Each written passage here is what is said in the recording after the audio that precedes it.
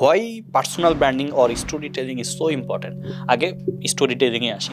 ওই কন্টেন্টটা কনজিউমারকে বা কাস্টমারকে সম্পূর্ণ দেখাইতে হবে, আর এটা দেখানোর এই 2025 সালে এসে অনলি ওয়ান উপায় হচ্ছে স্টোরি টেলিং করা। আমি যখন টাকা দিয়ে শিখতেছি, আমার ফিলোসফি হচ্ছে এখন আমি অনেক বেশি মনোযোগ দিয়ে শিখি। 5 ঘন্টার মধ্যে আপনি ফ্রিল্যান্সিং শিখে মাসে $14,000 ইনকাম করতে পারবেন। ভিডিও শেষ করে কিছুই আমি শুনি না, কিছুই আমি জানি না। এই সাসপেন্স আর এই অ্যান্সারটাকে রাখেন না, না তো 5-6টা ভিডিও দেখার পর অডিয়েন্স আর আপনাকে দেখবে না। সবচেয়ে বড় কথা, যারা স্টোরি টেলিং এর মাধ্যমে কন্টেন্ট তৈরি করবে তাদের কিন্তু যখন একটা ভিডিওতে অনেক ভালো এঙ্গেজমেন্ট হয়, তখন কিন্তু ওই ভিডিওকে বুস্ট করার পেছনে ডলার খরচটা কমে যায়। তা আমাদের যে এই যে উদ্যোক্তাদের ডলার খরচ বাড়তেছে, আমরা যে কস্ট পার সেলস অনেক বেশি পেয়ে যাচ্ছি, এইটাই স্টোরি টেলিং অ্যাডের মাধ্যমে বা স্টোরি টেলিং ফর্মুলার মাধ্যমে যদি ইউজ করা হয় তাহলে অনেক কমে যাবে। হ্যাঁ, এইবার তো গতবারে আপনার ছিল যে মার্কেটিং বিক্রি বাড়ায় আর কি, ওটাও বেস্ট সেলার ছিল ওই প্রকাশনীটা এবং ওভারঅল সব কিছুই প্রচুর সারা আমরা পেয়েছি। আমরা দেখেছি আপনার সেদিন আমি আপনার ইয়াতে গেছিলাম, আমার সৌভাগ্য, এবং আমি প্রথম একটা হচ্ছে এরকম শোতে বা একটা সেশনে আর কি। আমার ভাইয়া সত্য কথা, ওই টাইমে আমার একটা জিনিস মনে হয়েছে, আপনাকে আমি সেটা বলি, সেদিন বলতে পারি নাই। আমার ওখানে গিয়ে মনে হয়েছে ভাই আমার বাবার বয়সী মানুষ আছে, ম্যাক্সিমামই অ্যাভারেজ হচ্ছে 35। হ্যাঁ, এই মানুষগুলোর এখনও শেখার আগ্রহ কমে নাই। এই মানুষগুলো এখনও শিখতে চায়, এখনও নিজেকে ডেভেলপ করতে চায়, বড় হতে চায়, স্বপ্ন দেখে। সবচেয়ে বড় কথা যেটা, নিজে শিখতে চায় এখনও। হ্যাঁ, এই বয়স, আমার বাবার বয়সে একটা মানুষ এখনও শিখতে যাচ্ছে, আর আমি ওনার ছেলের বয়সে আমি মাঝে মধ্যে হচ্ছে গিভ আপ করে দেই, শিখতে চাই না। সো আমার ওই টাইমে গিয়ে মনে হয়েছে যে ভাই আমার এই শোতে আসা বা এই সেশনে আসা সবচেয়ে বড় লাভ হচ্ছে যে আমি একটা রিয়েলাইজেশন পাইছি যে ওকে, শেখার আসলেই কোনো শেষ বয়স নাই। হ্যাঁ, এবং সবাই এত সুন্দর করে সবার স্টোরিগুলো শেয়ার করছিল যে একজন কোচিং চালায়, একজন হচ্ছে আপনার টিচার ইংলিশের, আর একজন হচ্ছে 9-এর একটা বাচ্চা। হ্যাঁ, আমি চিন্তা করতেছি 9-এর বাচ্চাটা যদি আপনার গাইডলাইনে থাকতে পারে অনেক দিন, সো ও যে এখন থেকে বেসমেন্টগুলো ক্রিয়েট করতেছে, ও অনেক বড় কিছু করবে। সো থ্যাংক ইউ আপনাকে যে আমাকে ওখানে ইনভাইট করার জন্য এবং কিছু বলার জন্য। স্টোরি টেলিং ফর ব্র্যান্ডিং, আমাকে একটু বলেন তো ফারদিবে যে why personal branding or story telling is so important. আগে স্টোরি টেলিংয়ে আসি। ওকে, প্রথমে আগে আমাদের বুঝতে হবে স্টোরি জিনিসটা কি। এই স্টোরি টেলিং কি আসলে রূপকথার কোনো কাল্পনিক চরিত্র দিয়ে তৈরি করা স্টোরি? ব্যাপারটা এরকম না। স্টোরি বলতেই ভাবে আমরা স্টোরির বাংলা গল্প, তার মানে গল্প মানেই হচ্ছে কাল্পনিক গল্প। আমি প্রথমে আপনাকে একটা স্টোরি শোনাই। ধরেন আপনি একটু রিয়েলাইজ করা শুরু করেন, দর্শকরা হয়তো বা যদি চোখ বন্ধ করে রিয়েলাইজ করতে পারে তাহলে আরও তারা ইফেক্টিভভাবে জিনিসটা নিতে পারবে। আমি একটা আমার স্টোরি শেয়ার করতেছি। অফিসে যাওয়ার উদ্দেশ্যে সকালবেলা বাইক নিয়ে বের হলাম। বাইক নিয়ে সবসময় বরাবর আমি রাশ ড্রাইভিং করি। 100-র নিচে স্পিড আমার খুব কমই থাকে। তো যাচ্ছিলাম, মহাখালী ফ্লাইওভার দিয়ে যখন যাই, নিচে দেখলাম কিছু মানুষ জড়সড়ভাবে আছে। আমি ভাবলাম কী ঘটনা, এখানে আবার কি হচ্ছে। আমি বাইকটা একটু সাইড করে দেখলাম যে একজন মানুষ বাইক অ্যাক্সিডেন্ট করে সেখানে পড়ে আছে এবং অবস্থা খুবই ভয়ানক। বাট আমার হাতে সময়ও ছিল না, তো আমি 2-3 মিনিট দেখলাম কৌতূহলবশত। তারপর আমি আবার বাইক স্টার্ট দিয়ে যেভাবে আসতেছিলাম অফিসে চলে গেলাম। আপনার কি মনে হয় এটা কোনো একটা স্টোরি? এটা কিন্তু স্টোরি না, এটা হচ্ছে একটা ইনসিডেন্ট, মানে আমার সাথে একটা ঘটনা ঘটছে। এখন তাহলে স্টোরি কি হইতে পারে? সেটা হচ্ছে আমি অফিসে যাওয়ার উদ্দেশ্যে সকালবেলা বাইক নিয়ে রওনা দিলাম। রাশ ড্রাইভিং যেহেতু আমার বরাবরই পছন্দ, তো আমি রাশ ড্রাইভিং করতেছি। মহাখালী ফ্লাইওভারের নিচ দিয়ে যখন যাই তখন দেখলাম যে ওখানে প্রায় 20-25 জন মানুষ দাঁড়িয়ে আছে, অনেক হট্টগোল হচ্ছে। কৌতূহলবশতই সামনে গেলাম দেখতে, যে দেখি ঠিক আমার মতোই বয়সী একটা ছেলে সেখানে পড়ে আছে এবং সে বাইক অ্যাক্সিডেন্ট করছে। এতটাই ভয়ানক অবস্থা যে 20-25 জন দাঁড়িয়েছিল, কেউ তাকে ধরার পর্যন্ত সাহস পাচ্ছে না। তা আমার মনে হলো যে না, আসলে আমার কিছু করা উচিত, তার জায়গায় আমিও থাকতে পারতাম। তারপর আমি আরেকজনকে সাথে নিয়ে একটা অ্যাম্বুলেন্স কল করলাম, তাকে অ্যাম্বুলেন্সে তুলে দিলাম। তুলে দেওয়ার সময় আবার তার মাথা থেকে প্রচুর ব্লিডিং হচ্ছিল। মনে হয় হেলমেট ইউজ করে নাই, বা করলে হয়তো বা নিম্নমানের হেলমেট ছিল। তো প্রচুর ব্লিডিংয়ের থেকে কিছু রক্ত আমার শরীরেও ভরে গেছে। যাই হোক, তাকে হসপিটালের উদ্দেশ্যে পাঠিয়ে দিয়ে আমি বাইক স্টার্ট দিলাম। আশ্চর্যজনকভাবে আমি একটা জিনিস লক্ষ্য করলাম যে আমি কোনোভাবেই আর বাইকের স্পিড 40-এর উপর তুলতে পারতেছি না। যাই হোক, সেভাবেই হাত আমার কাঁপতেছে, সেভাবেই আমি অফিসে পৌঁছালাম। অফিসে পৌঁছানোর পরে আমি সর্বপ্রথম যে কাজটা করছি, একটা ভালো মানের হেলমেট অর্ডার দিছি। আর নিজের সাথে প্রতিজ্ঞা করছি যে কখনো আর এরকমভাবে আমি রাশ ড্রাইভিং করব না। এটা হচ্ছে একটা স্টোরি। কারণ এই স্টোরিটা আমার সাথে যখন ঘটছে, আমার একটা মাইন্ড চেঞ্জ হয়েছে, আমার একটা মাইন্ড শিফটিং হয়েছে। যেখানে আমি রাশ ড্রাইভিং করতেছিলাম, এখন আর রাশ ড্রাইভিং করব না। আমি যেখানে হেলমেট পরতেছিলাম না, পরলে হয়তো বা নিম্নমানের পরতেছিলাম, এখন আর আমি ওই নিম্নমানের হেলমেটটাও পরবো না। এখন দেখেন, ঠিক এই যে হেলমেটের একটা কথা আসলো, এই জায়গায় যদি কোনো একটা হেলমেট কোম্পানি বা হেলমেট সেল করে কোম্পানি তাদের প্রোডাক্টের বিজ্ঞাপনটা দিত, তাহলে কি আপনার মনে হয় না এই হেলমেটই সেরা, এই হেলমেটই সবচেয়ে ভালো?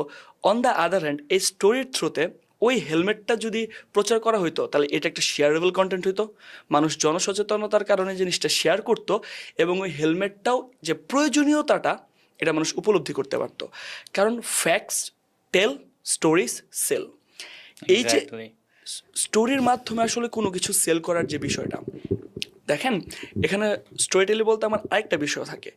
আমরা যখন শুধুমাত্র ইনফরমেশন নেই যে ঠিক আছে একটা ভালো হেলমেট পরতে হবে, এটা আপনিও জানেন আমিও জানি, ভালো হেলমেট যে পরতে হবে। এখন তো আমরা যে বাংলাদেশের যে অবস্থা, আমরা কিন্তু আসলে নিজেদের সেফটির কারণে হেলমেট পরি না, আমরা হেলমেট পরি যাতে পুলিশ রাস্তায় আমাদেরকে না আমাদের ধরে। না ধরে। তো এই জায়গাটা আপনিও জানেন আমিও জানি, কিন্তু আমরা আমি একটা পড়তেছি না। মজার ফ্যাক্ট বলি, যেটা আমরা উবার যারা রেগুলার ড্রাইভ করি আমরা একটা কথা বলি, সরি ফর ইন্টারাপ্ট, যে উবারের যে হেলমেট আমাদেরকে দেয়, এই হেলমেট আমাদেরকে সেভ করে না, এই হেলমেটকে আমাদের সেভ করতে হয় এইভাবে মাথায় হাত দিয়ে, ঠিক আছে, যে ওকে উড়ে যাস না বাপ, এই অবস্থার। হ্যাঁ ভাই। আরেকটা বিষয় হচ্ছে কি, আমরা ছোটবেলা থেকে কিন্তু স্টোরি শুনি। আমাদের ছোটবেলা থেকে আমাদের বাবা মা দাদা দাদি, ওখানে যাস না, ভূত আছে। দেখেন এই যে স্টোরিটা যে আমরা শুনতেছি, আমাদের ভিতরে একটা বিলিফ সিস্টেম তৈরি হয়ে যেতেছে এই স্টোরিটা শুনতে শুনতে। আসলে কিন্তু ভূত নাই, কিন্তু আমরা ভাবতেছি আসলে হয়তো বা ভূত আছে। এবং এই বিলিফ সিস্টেম এমন অনেক মানুষ আছে যারা সারা জীবন বয়ে বেড়ায়, সারা জীবন শেষ বছর বয়স পর্যন্ত যে মানুষ ভাবে হয়তো বা ওখানে যাওয়া যাবে না, আসলেই ভূত আছে। এটার একটা কারণ হচ্ছে, আমরা যখন স্টোরি শুনি, আমাদের ব্রেন তো এক ধরনের প্রোগ্রামিং। আমাদের ব্রেইনে এই যে স্টোরি যখন আমরা শুনি বা স্টোরির মাধ্যমে যখন কোনো ইনফরমেশন আমাদের ব্রেইনে আসে, তখন আমাদের বডিতে এবং ব্রেইনে এক ধরনের ফিলিং তৈরি হয়। ওকে। এবং এই ফিলিংটা এক ধরনের ডোপামিন রিলিজ করে। যেই ডোপামিনটা আপনার স্মৃতিশক্তি, দ্যাটস মিন আপনি যে জিনিসটা শুনতেছেন, যে ইনফরমেশনটা নিচ্ছেন বা যে ইনফরমেশনটা আপনি নিজের অ্যাকোয়ার করতেছেন, ওইটা অনেক বেশি মনে রাখতে হেল্প করে, যেটা শুধুমাত্র ইনফরমেশন দিয়ে করা সম্ভব না। তাই দেখবেন বিভিন্ন বড় বড় ব্র্যান্ড তাদের আমার এই প্রোডাক্ট কিনুন, আমার এই প্রোডাক্ট সেরা, এটা না বলে তারা কোনো একটা স্টোরি সেল করতেছে, কোনো একটা ইমোশন সেলস করতেছে, যাতে দোকানে যাওয়ার পর তাদের নামটাই মাথায় সবার প্রথমে আসে। অনেক লাক্সারি ব্র্যান্ড হচ্ছে যে ওটা প্রোডাক্ট সেল করে না, লাইফ স্টাইল সেল করে, লাক্সারি সেল করে, ঠিক আছে। এই টাইপের অনেক, যেমন আপনার এখানে আপনার বইয়ে তো ধরেন অনেকগুলো উদাহরণ আছে, যেমন টেসলার উদাহরণটা আমার বেশ ভালো লাগছে যে ওকে, টেসলা আসলে ও কিন্তু গাড়ি বিক্রি করে না। এবং আপনি অ্যাপেলের একটা দেখবেন, অ্যাপেল হচ্ছে, আমি যদি ভুল না করে থাকি, অ্যাপেল একটা ওদের অ্যাড বানিয়েছিল যে 2030 সালের মধ্যে ওদের সবগুলো প্রোডাক্টই এমনভাবে তৈরি হবে যেটা পরিবেশ ক্ষতিকর হবে না আর কি। এটা 2030-এর একটা ভিশন, ওদের একটা অ্যাড দিয়েছিল। সো এখনকার যারা সাকসেসফুল বিজনেস বলেন বা সবকিছুই বলেন, স্টার্ট আপ বলেন, কেউ না নিজের প্রোডাক্ট সেল করে না, আপনার প্রয়োজনীয়তাকে এমনকি প্রোডাক্ট টার্গেট। তারা বানায়ও না। হ্যাঁ, অবশ্যই কোনো কোম্পানি প্রোডাক্ট বানায় না, কোনো ব্র্যান্ডই তো প্রোডাক্ট এখন বানায়, অ্যাপেল প্রোডাক্ট তো থেকে ইয়ে শুরু করা হয়। অ্যাপেল হ্যাঁ, থেকে শুরু করে যত বড় বড় ব্র্যান্ড আছে, সবাই প্রোডাক্ট আউটসোর্স করতেছে।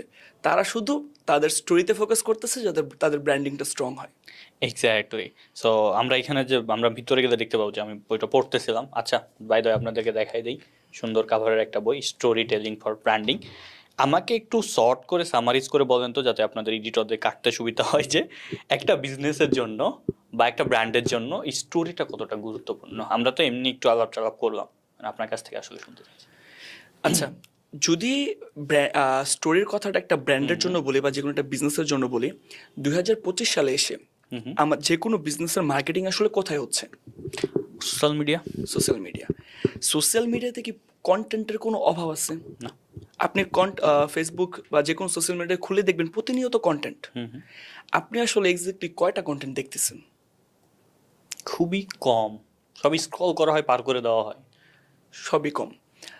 তার মানে যদি আপনার একটা ব্র্যান্ডের কন্টেন্ট আপনার কাছে নাই পৌঁছায়, আপনি যদি ওই কন্টেন্টে কনজিউম না করেন, তাহলে আলটিমেটলি আপনি ওই কোম্পানির প্রোডাক্ট কীভাবে কনজিউম করবেন?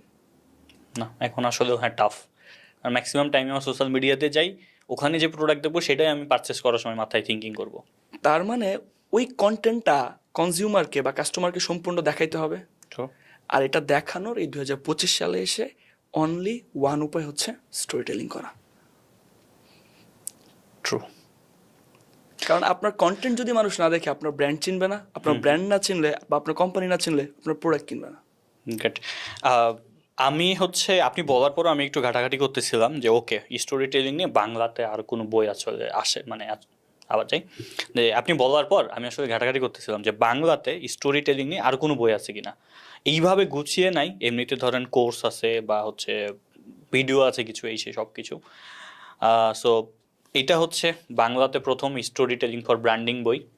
এবং আমাকে একটু যদি বলেন যে এই বইটা থেকে আসলে যারা নতুন বিজনেস করতে চায়, নতুন এন্টারপ্রেনার বা নতুন যে কোনো স্টার্ট আপ, আমি একটা জিনিস বলি ভাই যে বিজনেস না, পৃথিবীতে প্রত্যেকটা আপনি যদি মানুষ হয়েই ইমপ্রুভ করতে চান যে কোনো সেক্টরে আপনার জন্য স্টোরি লাগবে, obviously. Each and every sector. আমি এটা আমার ফ্যামিলির সাথেও দেখেছি যে ধরেন আমার একটা খুবই আমার হ্যাপি মেমোরি হইতেছে যে আমি এখন প্রত্যেকবার আমার ফ্যামিলিকে চেষ্টা করি যে আমার ঈদে সব জামা কাপড় কিনে দেওয়ার। মানে আপনি আপনার ফ্যামিলিকে ঈদের জামা কাপড় কিনে দেওয়ার যে হ্যাপিনেস, এটার মতো হ্যাপিনেস আর কখনো নাই। ওই যে আপনি বলতেছেন যে কক্সবাজার যাওয়ার পর যখন ওরা ফেরত আসে বলে যেটা ভালো লাগছে ওটা ভালো লাগছে, আপনার মধ্যে একটা গুজবাম কাজ করতো এবং খুব ভালো লাগতো ওকে ফ্যামিলির জন্য কিছু একটা করতে পেরেছি। তো আমার মনে হয় যে প্রত্যেকটা ক্ষেত্রেই স্টোরিটা খুবই গুরুত্বপূর্ণ। আমি আমার নেটওয়ার্কিংয়ের ক্ষেত্রে আমি স্টোরি ইউজ করি, ধরেন আইমান ভাইয়ের সাথে বলেন, খালিদ ফারহানের সাথে বলেন, সব কিছু ক্ষেত্রে আমি শুধু যা বলি না ভাই রমজান ভাই আপনার ভিডিও ভালো লাগছে ভাই, বিগ ফ্যান ভাই, নো ওয়ান কেয়ারস। সবাই শুনতে চাই ওকে দেন হোয়াট তুমি। আমি সেদিন ফারহান ভাইকে জিজ্ঞেস করতেছিলাম যে ভাই তথাকথিত সেলিব্রিটি বলেন, কন্টেন্ট ক্রিয়েটার বলেন, এদের সাথে তো আমাদের যোগাযোগ করার সবসময় ইচ্ছা থাকে। আমার একটা মেসেজ রিপ্লাই দিচ্ছে, যেমন আমার ধরেন এখন ওই বাচ্চা মেয়েটা কাজ করে, আমি যখন আপনি বাসিকে চিনেন, ভাস্কর বাসি, ওকে ভাস্কর বাসি আমার একটা স্টোরিতে রিপ্লাই দিছিল, আমি তারপর জাকির খান আমার একটা স্টোরিতে রিপ্লাই দিছে, রণবীর দিছে। সো আমার মনে হয় এখনও ওগুলো মজা লাগে। কিন্তু আমি রণবীরকে একটা স্টোরিতে ট্যাগ করছিলাম যে boss inspire from you and I hope যে আপনি এটা দেখবেন, আমি ইংলিশে লিখছিলাম, অ্যান্ড হোপফুলি যে আপনার সাথে 25 আর 26 আপনার দেখা হবে। অ্যান্ড ও এটা বলছে আচ্ছা আমার কাছ থেকে কেউ ইন্সপায়ার হয়ে বাংলাদেশে কিছু করতেছে অ্যান্ড ওর একটা ভিশন হইতেছে, এত সালের মধ্যেও আমার সাথে দেখা হবে, আমি কোনো একদিন যদি দেখা করতে পারি আই ক্যান শো দ্যাম যে ভাই এই যে আপনি রিপ্লাই দিচ্ছিলেন। সো আমার মনে হয় এই একটা স্টোরি বা একটা অ্যাঙ্গেল বুঝায় দেওয়া যে ওকে বস আমার কিছু একটা স্টোরি আছে যেটা আমি রেডি করতেছি, আপনার সাথে দেখা হবে। আমার মনে হয় এটা গুরুত্বপূর্ণ সব ক্ষেত্রে। অবভিয়াসলি দেখেন এই ডিবেট যদি আমরা চালাতে থাকি তাহলে আজকে সারা রাত চলে যাবে, কিন্তু ডিবেট শেষ হবে না। কিন্তু ডিবেট শেষ হওয়ার জন্য আমি একটা স্টেটমেন্ট দিতে চাই। আমাদের পবিত্র ধর্মগ্রন্থ কুরআন শরীফ, হিন্দু ধর্মগ্রন্থ গীতা বা বাইবেল, আপনি যদি এগুলো পড়েন দেখবেন মহান আল্লাহ তাআলা বা যে কোনো সৃষ্টিকর্তা কিন্তু এটা বলে নাই যে তুমি এই করো, তোমাকে এই করতে হবে। উনি এখানেও এক ধরনের স্টোরি ছিল যে তারা কিন্তু আমার কথা শুনে নাই, আমি তাদেরকে ধ্বংস করে দিছি, তারা আমার কথা শুনছে, তাদেরকে আমি ভালো ফলাফল দিব। তো প্রত্যেকটা ধর্মগ্রন্থেই বা বিশেষ করে আমাদের যদি ইসলাম ধর্মে আসি, আপনি দেখবেন প্রত্যেকটা সূরা নাজিল হওয়ার পিছনে আবার শানে নজুল আছে। এটাও কিন্তু এক ধরনের স্টোরি, কেন আসলে এই সূরাটা এই সময় নাজিল হলো। তার মানে আপনি দেখেন আমাদের ধর্মগ্রন্থ থেকে শুরু করে প্রত্যেকটা জায়গাতেই স্টোরির ব্যবহার ছিল। আচ্ছা আমি যদি আপনাকে একটা প্রশ্ন করি, আমরা তো সোশ্যাল মিডিয়াতে থেকে শুরু করে বিভিন্ন ধরনের অ্যাড দেখি, লাইক ধরেন আমার কোর্সের অ্যাড আছে, আমার বইয়ের অ্যাড আছে, আপনি হয়তো বা বিভিন্ন সময় অ্যাড দেখান। তো আপনি কি বলতে পারবেন জাস্ট খুব ফাস্টলি কোন ধরনের অ্যাড অনেক বেশি ভালো পারফর্ম করে, বা কী ধরনের অ্যাড রান করলে আমি স্টুডেন্ট পাবো বেশি, বা আমার বই সেলস হবে বেশি, বা আপনার যে কোনো প্রোডাক্ট সেলস হবে বেশি? আপনি যদি আমাকে জিজ্ঞেস করেন আমার টার্গেটেড অডিয়েন্সের প্রবলেম কি সেটাকে সলিউশন করে আমি ফার্স্ট ওয়ার্ড এগুলোই বলি। ওকে, ভেরি গুড। আমি যদি বলি আপনি দেখবেন সাকসেস স্টোরি, ফিডব্যাক, আপনার প্রবলেম সলিউশন করে আপনি করছেন, ভেরি গুড। কিন্তু একটা টাইমে যাওয়ার পর যাদের যাদের সলিউশন হয়েছে তাদেরকেও তো আপনার দরকার যে আমি এই প্রোডাক্টটা সেল করতাম, এই প্রোডাক্টটা সেল করে অমুক ভাই শফিকের এই প্রবলেমের সলিউশন হয়েছে। কারণ আপনি আলটিমেটলি একটা প্রবলেমের সলিউশন করতে যাচ্ছেন, এখন এই প্রবলেম তো কারো না কারো সলিউশন হইতে হবে। তো ওই ব্যক্তি যখন এসে তার প্রবলেমের সলিউশনটা আপনাকে বলবে, আলটিমেটলি তখন এটা একটা ফিডব্যাক বা এটা একটা সাকসেস স্টোরি স্টুডেন্টের ক্ষেত্রে, যে আপনি ধরেন আমার স্টুডেন্ট, আপনি আজকে অনেক বড় একটা জায়গায় চলে আসছেন, সো আপনার সাথে আমি একটা ধরেন পডকাস্ট করতেছি, এটা একটা স্টোরি হতে পারে। তার মানে এটাও একটা স্টোরি। যেই ফিডব্যাক আমরা নেই, যেই স্টোরিজ আমরা নেই, বা যে সাকসেস স্টোরি আমরা আমাদের স্টুডেন্টদেরটা দেখাই, এটাও এক ধরনের স্টোরি। শুরুটাও কিন্তু ছিল স্টোরি, যে আপনি আমার এখানে আসলেন, এখানে এসে আপনি এক ধরনের মানুষের সাথে পরিচিত হইলেন, এই যে একটা ফিডব্যাক দিলেন, আপনার realization, it's a story. Exactly. এমন এখন এটা passive journal 10ms school maximum সবাই ইউজ করে। আমি যে কালকে আইমান বাড়ি ইয়াতে দেখলাম যে ওদের 6ষ্ঠ শ্রেণীর একজন, ওদের একটা স্টুডেন্ট আর কি রোল নাম্বার 1 হয়েছে, এবং এটা সবাই ঢালাও করে প্রচার করছে 10ms। Okay, it's hour success story, বাড়ির স্টোরি। এক্স্যাক্টলি। সো এইটাই আর কি। স্টোরি আসলে কতটা গুরুত্বপূর্ণ ভাই, আমার ধরেন আমি সেদিন ফারহান ভাইকে বলতেছিলাম, ফারহান ভাই লাস্ট 14-15টা ভিডিওর মধ্যে 3টা ভিডিও হাই র্যাঙ্কে ছিল, তার মধ্যে একটা ছিল হচ্ছে অ্যানিমেল ফার্ম নিয়ে বলা একটা এবং এটা ভিডিও। খুব ফাস্ট গ্রো করছে, এবং এটা হ্যাঁ। পুরাটাই স্টোরি। এত সুন্দর করে ফারহান ভাই স্টোরিটা বলছে, এবং এটা মনে হয় না যে ওকে, মানে আপনি দেখবেন খুব কম মানুষ, মানে খুব ভিডিও যেগুলো বই নিয়ে বলো ওগুলো এত সাকসেস স্টোরি দিয়াতে যায়, কিন্তু ফারহান ভাইয়ের একটা জিনিস আমি দেখছি, ওই ভদ্রলোকের বই নিয়ে বলা প্রত্যেকটা ভিডিও ভালো র্যাঙ্ক করে, কারণ ওর একটা স্টোরি বলার ধরন আছে, আমার মনে হয় যে বসে সামনে কেউ শুনতেছে এক টাইপের। আপনি যেমন সেই দিন হচ্ছে যে কিনিদের সাথে যে বোতল নিয়ে যে ইয়াটা করবেন আর কি, যে ইমোশন, বোতলের ক্যাপনা খুললে তো আসলে exactly. So people can hook and okay something is here. So তারপর ওই যে আপনার বোলের মূল্য বৃদ্ধি করে দেওয়া, ঠিক আছে, 150 টাকা, তারপর হচ্ছে যেটা জারটা হয়ে গেল 1,50,000 টাকা। সো এই যে ব্যাপারগুলো একটা স্টোরির জন্য বা ব্র্যান্ডিং এর জন্য আসলে এখন খুবই জরুরি। বাট আমি এখানে একটা জিনিস অ্যাড করতে চাই, যেহেতু খালিদ ফারহান ভিডিওটার কথা বললেন, it's a story. On the other hand, ওই সিচুয়েশনের জন্য এটা একটা রিলেটেবল স্টোরি, এক্স্যাক্টলি, যার কারণে এটা খুব দ্রুত হিট করছে। কারণ বাংলাদেশের পলিটিক্যাল সিচুয়েশনটা ওই দিকেই মূলনীতি ছিল। ওই টাইমে যখন অ্যানিম্যাল ফার্মের পলিটিক্যাল একটা স্টোরি অ্যাড হয়েছে, এবং দুইটা রিলেট হওয়ার কারণে সবচেয়ে বেশি এঙ্গেজ হয়েছে সেটাতে। True.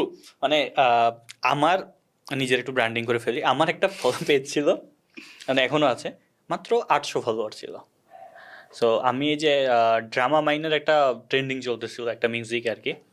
So what can I do, আমি আমার পডকাস্টে গেলাম, 4-5টা ক্লিপ কাটলাম, আমি দেখলাম সবচেয়ে আগে কোনটা দিব, তুর্যর একটা ক্লিপ কেটে কন্টেন্ট মিউজিক, কন্টেন্টটা ছিল যে life not about success, life is about felling, depressed, success overwhelming সব কিছু। সো আমি দুইটাকে ইউজ করে দিলাম, আমার 800 মাত্র ফলোয়ার। ওই ভিডিও এখন 1.2 মিলিয়ন আপনি পোস্ট দিছিলেন হ্যাঁ, একটা, এবং হচ্ছে আমি সবচেয়ে বেশি অবাক হয়েছি ভাই যে ওটা 10,000-এর বেশি মানুষ শেয়ার করছে, 10,000-এর বেশি মানুষ গেছে, তারপরেরটা 500K, তারপর আবার 300K। এটা কিন্তু টিকটক হচ্ছে, ইনস্টাগ্রাম 70টা ফলোয়ার ছিল, ওইখানেও 500K চলে গেছে। কারণ হয় প্রত্যেকটা ব্যাপারে টাইমিং বোঝাটা খুব জরুরি, এবং টাইমিংয়ের সদ্ব্যবহার। আমি কিন্তু ওই মিউজিক ইউজ করে একদম ভালো কন্টেন্ট দিয়েছি, যে লাইফ ইজ নট অ্যাবাউট যে আমি কিছু পারবো, আমি না, ইটস অল কাম ফ্রম আল্লাহ, সব কিছু সুন্দর করে সাজানো। সো আমার মনে হয় আপনি এটা খুব ভালো করে টুসেন পডকাস্টে আমরা যেটা দেখেছিলাম আর কি, যে ওইভাবে এঙ্গেজ ধরে ধরে যে ওকে এটা তো হচ্ছে তোমার জামশেদ মজুমদার ইউজ করছে, এটা যদি এখন তুমি ইউজ করো হাঁটবে না, এটা জামশেদ মজুমদার স্টাইল, তার পার্সোনাল ব্র্যান্ডটা ওইভাবে হয়ে গেছে। এক্স্যাক্টলি। আমাকে একটু বলেন ভাই, যে ধরেন পার্সোনাল ব্র্যান্ডিং, আমার একটা বিজনেস আছে, ধরেন সাচেস আমার একটা বিজনেস আছে, আমি কিভাবে বুঝবো যে কোন ধরনের স্টোরি আমার সাথে যায়, আমি কিভাবে বুঝবো যে অডিয়েন্স 3 বছর পর আমাকে চিন্তা করবে, যে আমার নাম মনে পড়বে, যেটা আপনি বলছেন, যে আমার নাম মনে পড়লে বলতে a guy who wants to be more rich, ঠিক আছে, a guy who wants to make people more intelligent, যে তারা যেন অনলাইনে থেকে ইনকাম করতে পারে, স্বাবলম্বী হতে পারে, দেশের ইয়াতে অবদান রাখতে পারে। আমাকে বলেন একটা মানুষ, আমরা বাচ্চা কাচ্চা যারা কন্টেন্ট বানায় একটা বিজনেস দিচ্ছি, আমরা কিভাবে রিয়েলাইজেশনটা পাবো? আচ্ছা, ওই রিয়েলাইজেশনটা তো অবভিয়াসলি আসবে, তার আগে আমি পার্সোনাল ব্র্যান্ডিং এর কথা যেহেতু আসছে, একটু জিনিস শেয়ার করতে চাই। যে আসলে আমরা ভাবি পার্সোনাল ব্র্যান্ড মনে হয় আলাদা করে তৈরি করার একটা বিষয়, ওকে, বাট ব্যাপারটা এরকম না। আমার প্রশ্ন হচ্ছে, আমি যদি আপনাকে প্রশ্ন করি, আপনাকে মানুষ বা আপনার যে আশেপাশে মানুষজন, তারা কি আপনাকে আপনার নামে চিনে? আপনি কি কাজ করেন সেটা কি তারা জানে? কিছুটা ধোঁয়াশা ম্যাক্সিমাম মানুষ জানে, জানে। কিছুটা ধোঁয়াশা থাকেই, জানে তো মানুষ। হ্যাঁ। এবং আপনি যে কাজটা করতেছেন, আপনি ওই যাদের সাথে কাজটা করতেছেন, আপনার কাজের মাধ্যমে কি তারা প্রভাবিত হয়? আপনি একজন পার্সোনাল ব্র্যান্ড। এখন আপনার কাজ হচ্ছে ঠিক এই জিনিসটা হয়তো বা 10 জন হচ্ছে, এখন 10,000 করতে হবে, 1 লাখ করতে হবে, 10 লাখ করতে হবে। এখন আপনি যত বেশি মানুষ আপনার সাথে জানবে, আপনি তত বড় বা স্ট্রং পার্সোনাল ব্র্যান্ড হবেন। বাট আমরা ভাবি হয়তো বা 5 লাখ ফলোয়ার থাকলেই সে পার্সোনাল ব্র্যান্ড। ব্যাপারটা এরকম না। আপনি একটা সার্কেলে আছেন, আপনার কথা হয়তো বা সবাই শুনতেছে। আপনি হয়তো বা ফ্যামিলিতে ছোট, কিন্তু আপনার জ্ঞান বুদ্ধি বেশি থাকার কারণে আপনার ফ্যামিলি মেম্বাররা আপনার কথা শুনতেছে। তার মানে আপনার একটা প্রভাবিত করার ক্যাপাসিটি কিন্তু আছে। আপনি একজন প্রভাবক হিসেবে কাজ করতেছেন বা ইনফ্লুয়েন্সার হিসেবে কাজ করতেছেন। ইনফ্লুয়েন্সার নট সোশ্যাল মিডিয়াতে হইতে হবে। আপনি আপনার এলাকাতে ইনফ্লুয়েন্সার হইতে পারেন, আপনি আপনার সোসাইটিতে ইনফ্লুয়েন্সার হইতে পারেন। সো অবভিয়াসলি জিনিসটা আছে। এখন যে কাজটাই করতেছেন এটা আরও স্ট্রংলি করতে হবে। লাইক আমি যখন অনলাইনে টাকা পয়সা নিয়ে কথাবার্তা বলি, তখন কিছু তো বাংলাদেশে এখনও টাকা পয়সা নিয়ে কথা বলা অনেকটা, তবে আমরা যারা ইনফোটেনমেন্ট বা বিজনেস রিলেটেড কাজ করতেছি, আমরা কিন্তু প্রত্যেকেই এখন টাকা পয়সা নিয়ে খুব বেশি কথাবার্তা বলার ট্রাই করতেছি এবং ইটস আ ট্যাবু, এটা আমরা ব্রেক করার চেষ্টা করতেছি। তো এটা করতে যেয়ে কিন্তু আমাদের অনেক ধরনের নেগেটিভ কথাবার্তা আসছে যে না, লাইফে টাকা সব না। ওই দিন আমার সেশনে একটা কথা ছিল এরকম যে একটা পর্যায়ে এসে আমি বলছিলাম যে তাহলে কি আসলে জীবনের টাকাই সব? তারপর আমি আবার একটা জোকস বলছি, জোকসটা আপনাকেও বলি, সেটা হচ্ছে মানি কান্ট বাই হ্যাপিনেস। আসলেও জোকস এটা। It's a jokes. আপনার কাছে যদি টাকা না থাকে, টু বি অনেস্ট, বাংলাদেশের সিচুয়েশন এরকম যে যেই ছেলের ইনকাম বেশি, বাবা মা সেই ছেলেকে বেশি পছন্দ করে। ট্রু, তার কথা শুনে তার অনুযায়ী আপনি একটা জায়গায় যান, আপনার টাকা থাকলে আপনি রেসপেক্ট পাবেন, আপনার টাকা থাকলে মানুষ আপনার কথা শুনবে, আপনি টাকা থাকলে সম্মান, আপনার আশেপাশে মানুষজন যা আপনি চান এভরিথিং সবই আপনি পাবেন কোনো না কোনোভাবে। ওইটা টাকার সাথে কানেক্টেড আছেই।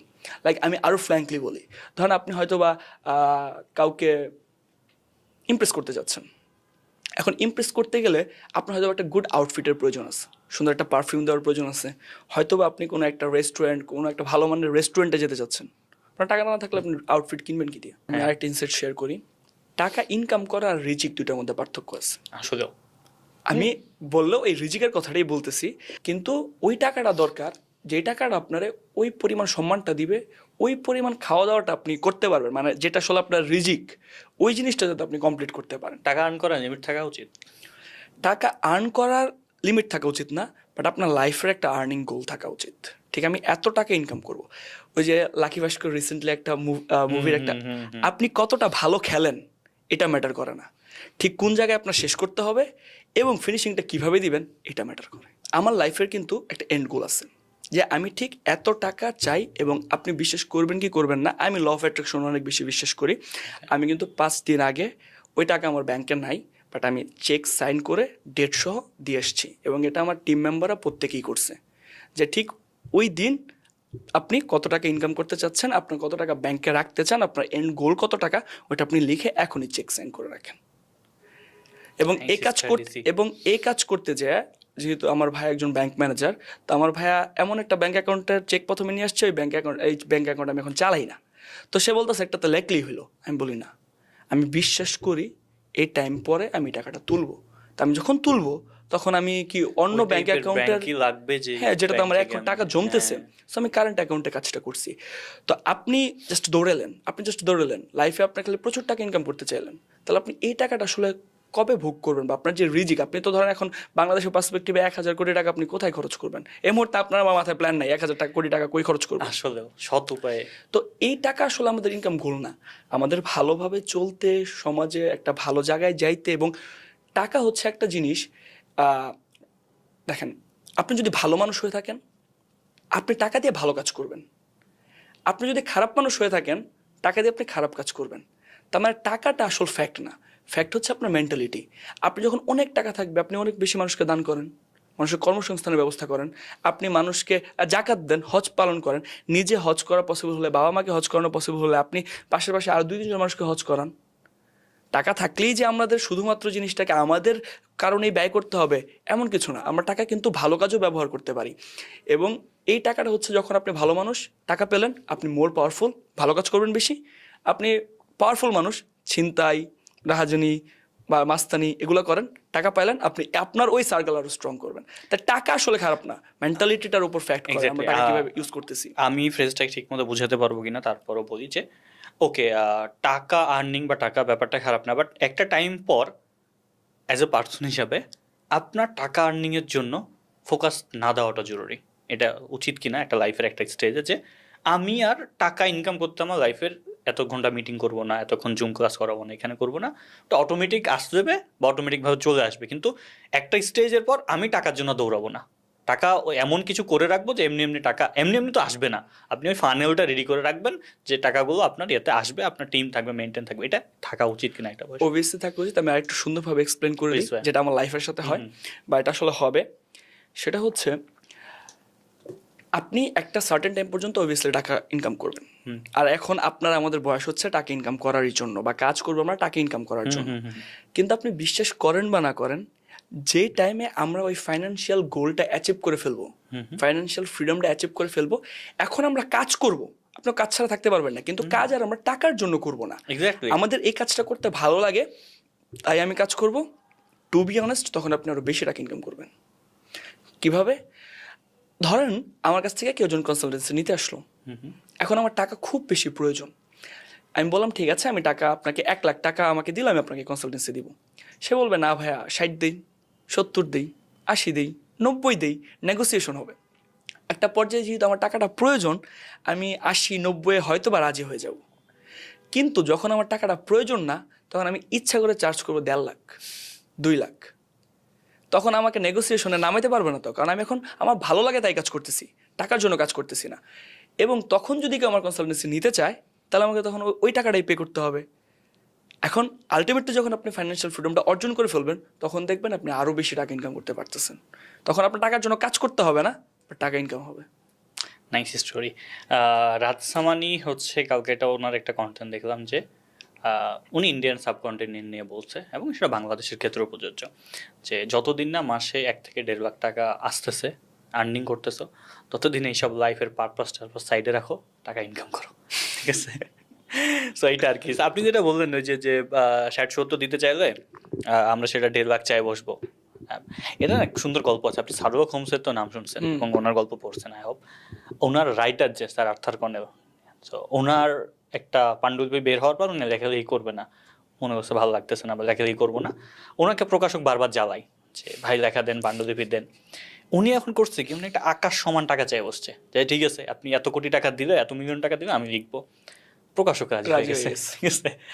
আমার কথা হলো ওই আর্থার কর্নেলকে নিয়ে না, আমার কথা হলো প্রকাশকের দূরদৃষ্টি সম্পন্ন নিয়ে। উনি ওই সময় ধরেন একটা রাইটারকে যদি এখন 1 লাখ টাকার একটা বই বা 5 লাখ টাকার একটা বই বা 10 লাখ টাকার একটা বই, উনি সেটা 70 লাখ বা 50 লাখ বা 30 লাখ টাকা মতো চেয়েছিল। তারপরও প্রকাশক রাজি হয়ে গেছিল, কারণ উনি বুঝতো যে স্টোরির একটা মানুষের না, প্রকাশক বলেন বা একটা রিডার বলেন, এদের একটা গুণ থাকা উচিত যে আমি পোটেনশিয়াল বুঝতে পারবো, কার মধ্যে কি আছে, কাকে দিয়ে আমি চালাতে পারবো, তার কাজ কি হবে আর কি। একটা ইন্টারেস্টিং ভাই, আমি সেদিন হচ্ছে আপনার ওই ইয়াতে গিয়ে শুনলাম যে আপনি জুম ক্লাসে মানুষজনকে 7 ঘন্টা ধরে বসায় রাখেন, মানে কেমনে, মানে এটা একটু বলেন তো। শুধু 7 ঘন্টা বসা থাকা হয় না। লাস্ট আমাদের একটা জুম ক্লাস ছিল, যে যারা ইবুক বিজনেস করতে চাচ্ছে, লাইক আমাদের একটা বই, যারা ইবুক বিজনেস করতে চাচ্ছে তাদেরকে নিয়ে আমাদের একটা জুম সেশন ছিল। জুম সেশন শুরু হয়েছে সন্ধ্যা 7টায়, শেষ হয়েছে রাত 3:30টায়, মধ্যরাত। এবং পরের দিন অনেক মানুষের অফিস করার কথা ছিল, কিন্তু মানুষ বসে শুনছে। 2টা জিনিস ছিল। এক হয়েছে আমি প্রপার ভ্যালু দেওয়ার চেষ্টা করছি, যা তারা যে কাজটা করতে যাচ্ছে, তারা যে বিজনেসটা করতে যাচ্ছে, আমার নলেজ যাতে তাদের লাইফে ভ্যালু অ্যাড করে।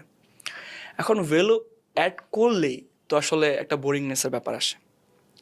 তাই আমি ওই ক্লাসের বিভিন্ন প্রেক্ষাপটে, এবং যখনই আমার মনে হচ্ছে যে অডিয়েন্সের ইমোশন কমে যাচ্ছে, অডিয়েন্স অন্যদিকে ডিরেকশন হচ্ছে, অনেক কমেন্ট আসতেছে জুমে যে ভাই এই ক্লাসটা এরকম করলে ভালো হয় না, এই করি সেই করি, বা আমি যখন দেখতেছি 1-2 জন করে জুম থেকে একটু লিভ নিচ্ছে, তখনই আমি ওই জুম ক্লাস, তাদের বিজনেস, তাদের গোল, মানে পয়েন্ট অফ ভিউটা সেম রেখে একটা জিনিসটাকে স্টোরিতে ট্রান্সফার করা শুরু করছি।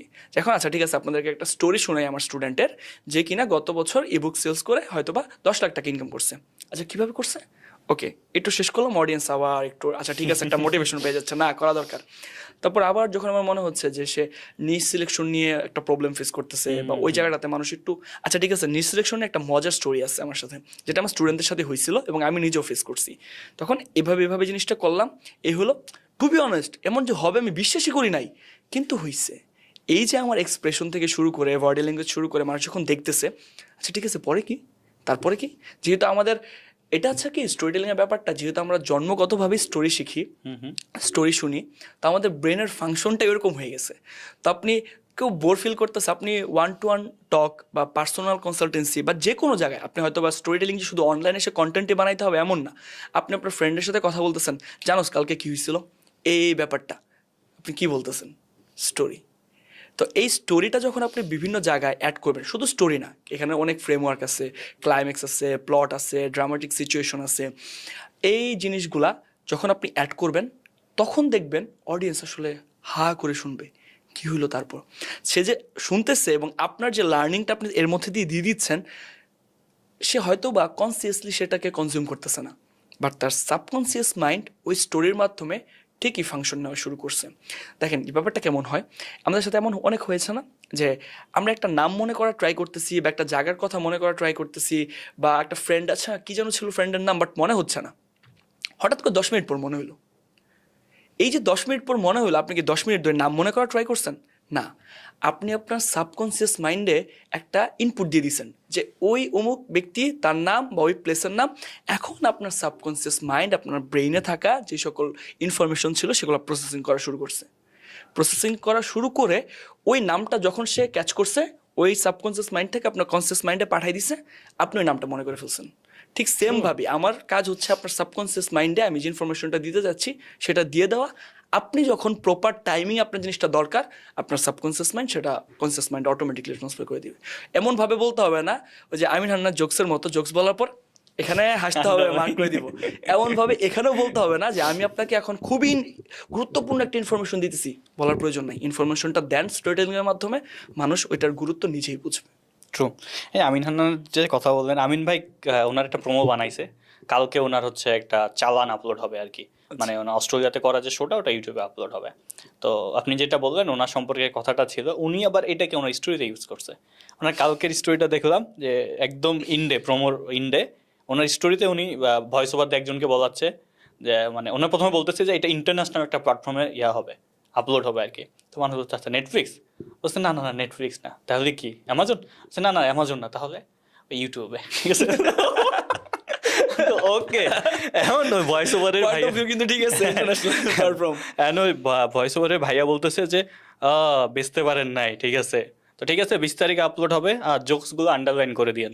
মানে আমিন ভাইকে যেটা দিয়ে আপনি পচাচ্ছেন ওটা দিয়ে উনি ওনার স্টোরি রিড করছে যে ঠিক আছে ওকে জোকসগুলো আন্ডারলাইন করে দিয়েন। আমার মনে হয় ওকে, মানে হিউমার থাকা বা আপনি যদি একটা স্পিকার হতে চান, আমার মনে হয় আপনি আরও ভালো করতে পারবেন, রিলেট করতে পারবেন যে আপনি একটা স্পিকার হতে চাইলে আপনার সাথে আপনার অডিয়েন্সকে কানেক্ট রাখতে হবে, আপনার অডিয়েন্সের মাইন্ডসেট বুঝতে হবে, কি শুনতে চাই, কি আসলে ওরা এক্সপেক্ট করতেছে আপনার কাছ থেকে। এবং আমাকে একটু বলেন তো, ফার্দি ভাই তো অনেক সেশন নেয় অনেক মানুষের জন্য, আমি যেহেতু জ্ঞান বিতরণ করেন, অনেক কিছু করেন, ফার্দি ভাই অ্যাজ এ রিডার বা অ্যাজ এ পার্সন হিসাবে কোন কোন জায়গা থেকে ইনফরমেশন নেয়, জ্ঞান আহরণ করে, যেটা বাংলা ভাষায়, মানে আপনার সোর্স কি কি জ্ঞান? আচ্ছা, এখন খুবই কন্ট্রোভার্সিয়াল একটা টপিকে ঢুকে পড়বো। এটা হচ্ছে বাংলাদেশের জন্য কন্ট্রোভার্সিয়াল। কেন কন্ট্রোভার্সিয়াল? এক ধরনের আর্গুমেন্ট আছে না যে ইউটিউবেই তো সব পাওয়া যায়, তাহলে আমি কোর্স করব কেন? এই ধরনের একটা আর্গুমেন্ট আছে, বাট আমি এই আর্গুমেন্ট বা এই ধরনের ফিলোসফিতে বিশ্বাসী না। ওকে, ইউটিউবে সব পাওয়া যায়, আমি নিজেও তো একজন কন্টেন্ট ক্রিয়েটর, আমার কোর্সও আছে, আমি নিজে জানি আমি ইউটিউবে কতটুকু দেই, কতটুকু আমার কন্টেন্টে আছে। সো 90% মানুষ সেম, ইউটিউবে কতটুকু দেয়, আর যাদের কোনো একটা পেড কন্টেন্ট বা কোর্স আছে, পেড কোর্সে কতটুকু রাখে। পয়েন্ট হচ্ছে এটা, ইউটিউব আপনি পাবেনও, অনেক রিসার্চ করতে হবে। একটা ইনফরমেশন পাওয়ার জন্য হয়তো বা আপনার 20টা ভিডিও দেখতে হবে। ধরেন আরও সহজ করে বলি, আপনি এই যে প্রশ্নটা আমাকে করলেন, এই প্রশ্নটা উত্তর খোঁজার জন্য আপনার আমার কয়টা ভিডিও দেখতে হবে যে আমি কোন জায়গা থেকে নলেজ নিই? অনেকগুলাই দেখলে কি আপনি পাবেন না, আবার অনেক সবটা শুনলে হবে মনে হবে 1 মিনিটে আপনি বলছেন, কোথাও আবার হচ্ছে বলেনই নাই, কোথাও প্যাসিভলি বলছেন, মানে গুছায়। ওকে, এই প্রশ্নের উত্তর সরাসরি উত্তর কোথাও নাই। কিন্তু এখন যখন আপনি আমাকে ডিরেক্ট প্রশ্ন করতে পারতেছেন, আপনি ডিরেক্ট উত্তর পাচ্ছেন, সবচেয়ে বেশি যে জিনিসটা সেভ হচ্ছে আপনার সময়, রাইট? তা আমার এই সময় বাঁচাইতে হয়। এই সময় বাঁচাইতে যে আমি ইউটিউবে কোনো ভিডিও দেখি না, বই পড়ি যতটুকু পড়া দরকার, সবচেয়ে বেশি করি হচ্ছে কোর্স। কেন কোর্স করি? 2টা কারণ। প্রথম, আমি যখন টাকা দিয়ে শিখতেছি, আমার ফিলোসফি হচ্ছে এখন আমি অনেক বেশি মনোযোগ দিয়ে শিখবো। ট্রু। যখন আমি অনেক বেশি মনোযোগ দিয়ে শিখবো, ওই ইনফরমেশনটা আমি একদম আমার ভিতরে নেওয়ার চেষ্টা করব। কোনো ধরনের ডিস্ট্রাকশন হচ্ছে না। আমি হয়তো একটা ভিডিও দেখতেছি যে শাহরাজ ফার্দি বাংলাদেশের শিক্ষা ব্যবস্থা নিয়ে কথা বলছে, নিচে আবার দেখতেছি নোরা ফাতিহি কি করছে, আচ্ছা দেখি তো, অর্ধেক দেখে মানে চলে গেলাম। যখন আমি কোর্স করতেছি এই ধরনের কোনো ডিস্ট্রাকশন আসতেছে না। আমি হয়তো বা একটা এলএমএসে ঢুকতেছি, লার্নিং ম্যানেজমেন্ট সিস্টেম বা যার যে প্ল্যাটফর্ম, ওইখানে আমি পর সবগুলো সিরিয়াল ওয়াইজ পাচ্ছি, যাচ্ছে এটা তারপর এটা তারপর এটা। এবং যদি প্রয়োজন পড়ে আমি হয়তো বা মেন্টরের সাথে সরাসরি কোনো একটা ইনফরমেশন নিতে পারছি, যেটা আমার অনেক বেশি সময় সেভ করতেছে। এবং মূলত সময় সেভ, এবং আমি যাতে প্রপার নলেজটা নিজের ভিতরে নিতে পারি, নিজের মাইন্ডসেটটা ডেভেলপ করার জন্য, যে আমি তো একটা কোর্স কিনছি। যার কারণে এই দুইটা কারণে আমি অনেক বেশি কোর্স করি। যখন আমার মনে হয় টাইম ম্যানেজমেন্ট নিয়ে আমার কিছু জানা দরকার, ওকে টাইম ম্যানেজমেন্টের কী কী কোর্স আছে আমি দেখি না, কী কী ভিডিও আছে।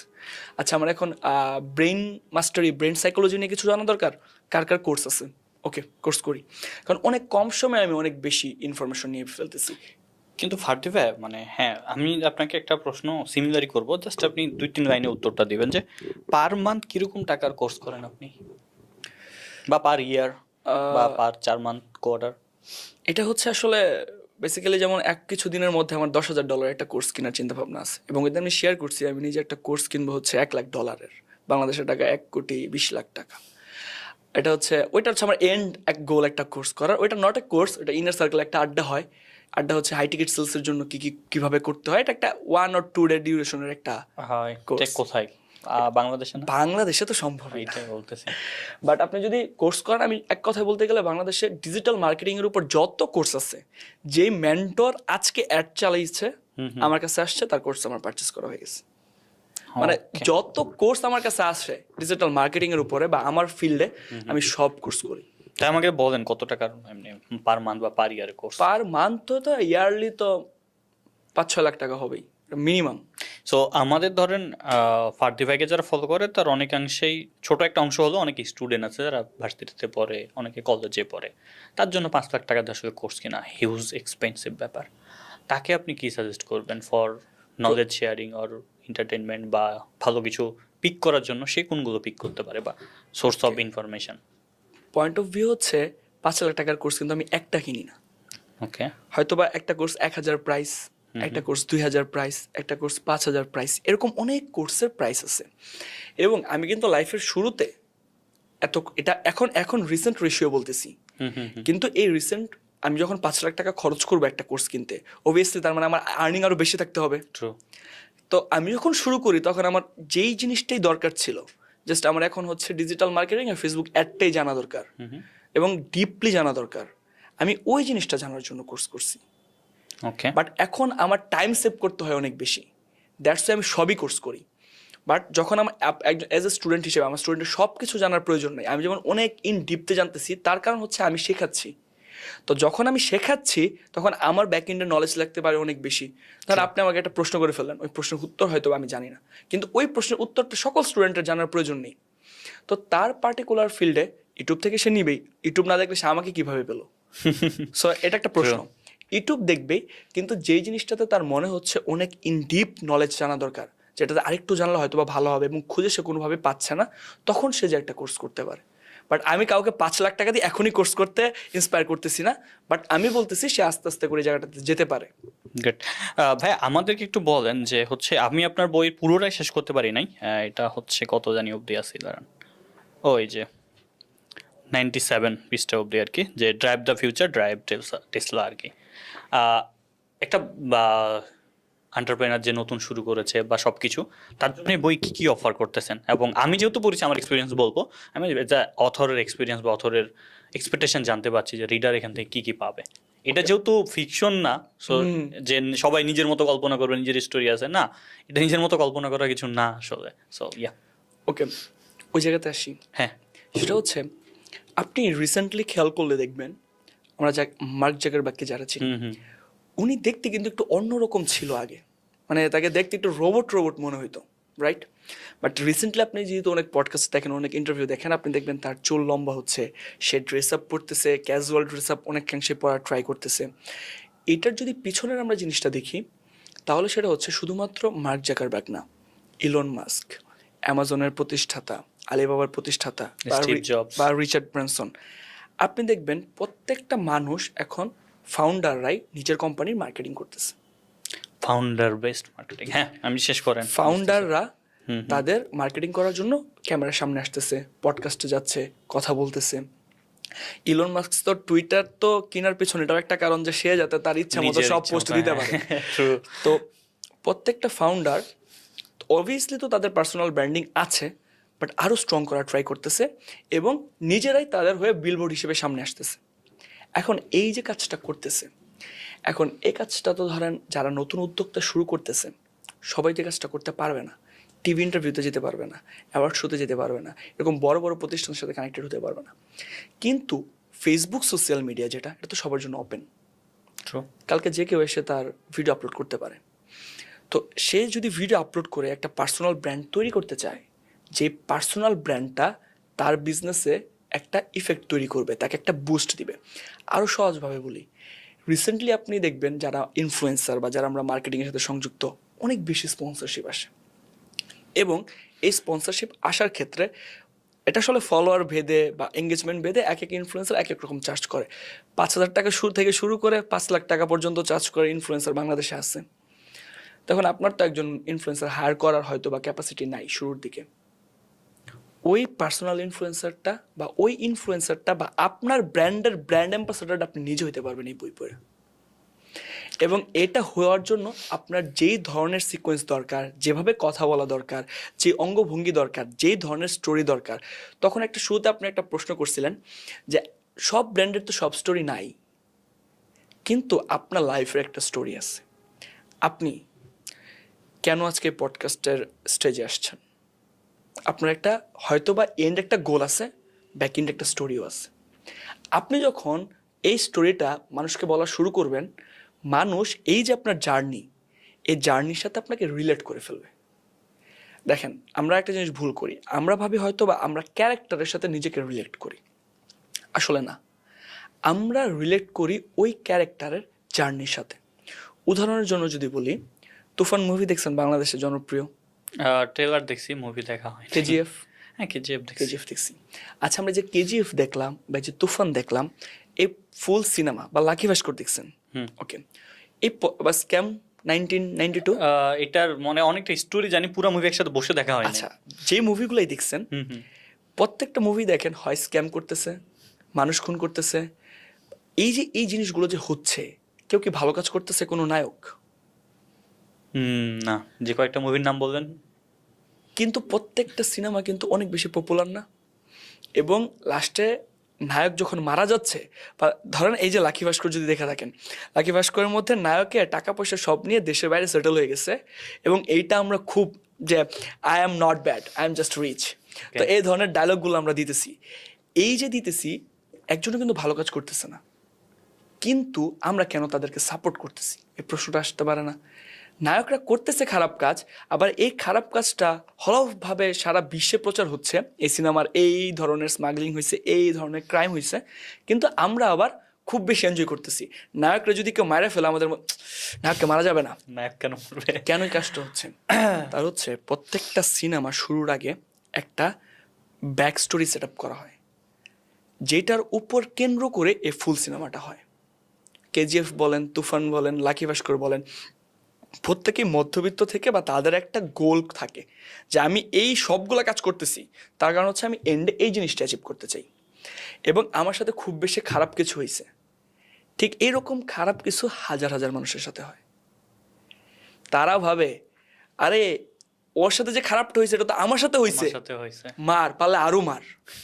এই যে আমার সাথে খারাপ হয়, সবকিছু। আমি কিন্তু ওই ক্যারেক্টারের সাথে রিলেট করতেছি না, আমি রিলেট করতেছি হচ্ছে ওই ক্যারেক্টারের সাথে যা হয়েছে, ওই ক্যারেক্টারের জার্নি যেখান থেকে যেখানে আসছে। আপনি আরও যদি রিলেট করতে পারেন, আপনি দেখবেন ওয়ার্ল্ড ওয়াইড, আপনি রণবীরের কথা বললেন বা আরও যার যার কথা বলেন, বা আমি যদি বাংলাদেশের কন্টেন্ট সেক্টরে আসি, সবচেয়ে বেশি ফ্যান বেস ফলোয়ার হচ্ছে ব্লগারদের। আমরা এই যে এত কথা বলি মার্কেটিং বিজনেস, আমাদের কিন্তু ওই লেভেলের হিউজ ফ্যান বেস না, কিন্তু ব্লগারদের এই যে এত বেশি ফ্যান বেস, এর একটা কারণ আছে। তার কারণ হচ্ছে, আপনি চিন্তা করে দেখেন, প্রত্যেকটা ব্লগারের এই মুহূর্তে আপনার মাথায় যার যার নাম আসতেছে, কারো বডি ট্রান্সফরমেশন হোক, কারো ফাইন্যান্সিয়াল ইন্ডিপেন্ডেন্সের জায়গায় আসুক, বিদেশে ঘুরতে যাওয়া। কারো একটা বাইক থেকে হয়তো বা 10টা বাইকে আসুক। হ্যাঁ। আমি নাম বলতেছি না, কারণ আছে, কারণ হচ্ছে মানুষ যাতে নিজে থেকে ভাবতে পারে কার কার কথা বলতেছি। প্রত্যেকের স্টোরি আপনি জানেন, ঠিক প্রত্যেকের স্টোরি জানেন দেখে আপনি তার সাথে রিলেট করতে পারতেছেন। আর যখনই রিলেট করতে পারতেছেন মনে হচ্ছে এটা আমারই মতো ক্যারেক্টার, আমারও এখন বাইক কেনার টাকা নাই, তারও ছিল না, এখন তার 10টা বাইক, আমারও তাহলে একসময় 10টা বাইক হবে।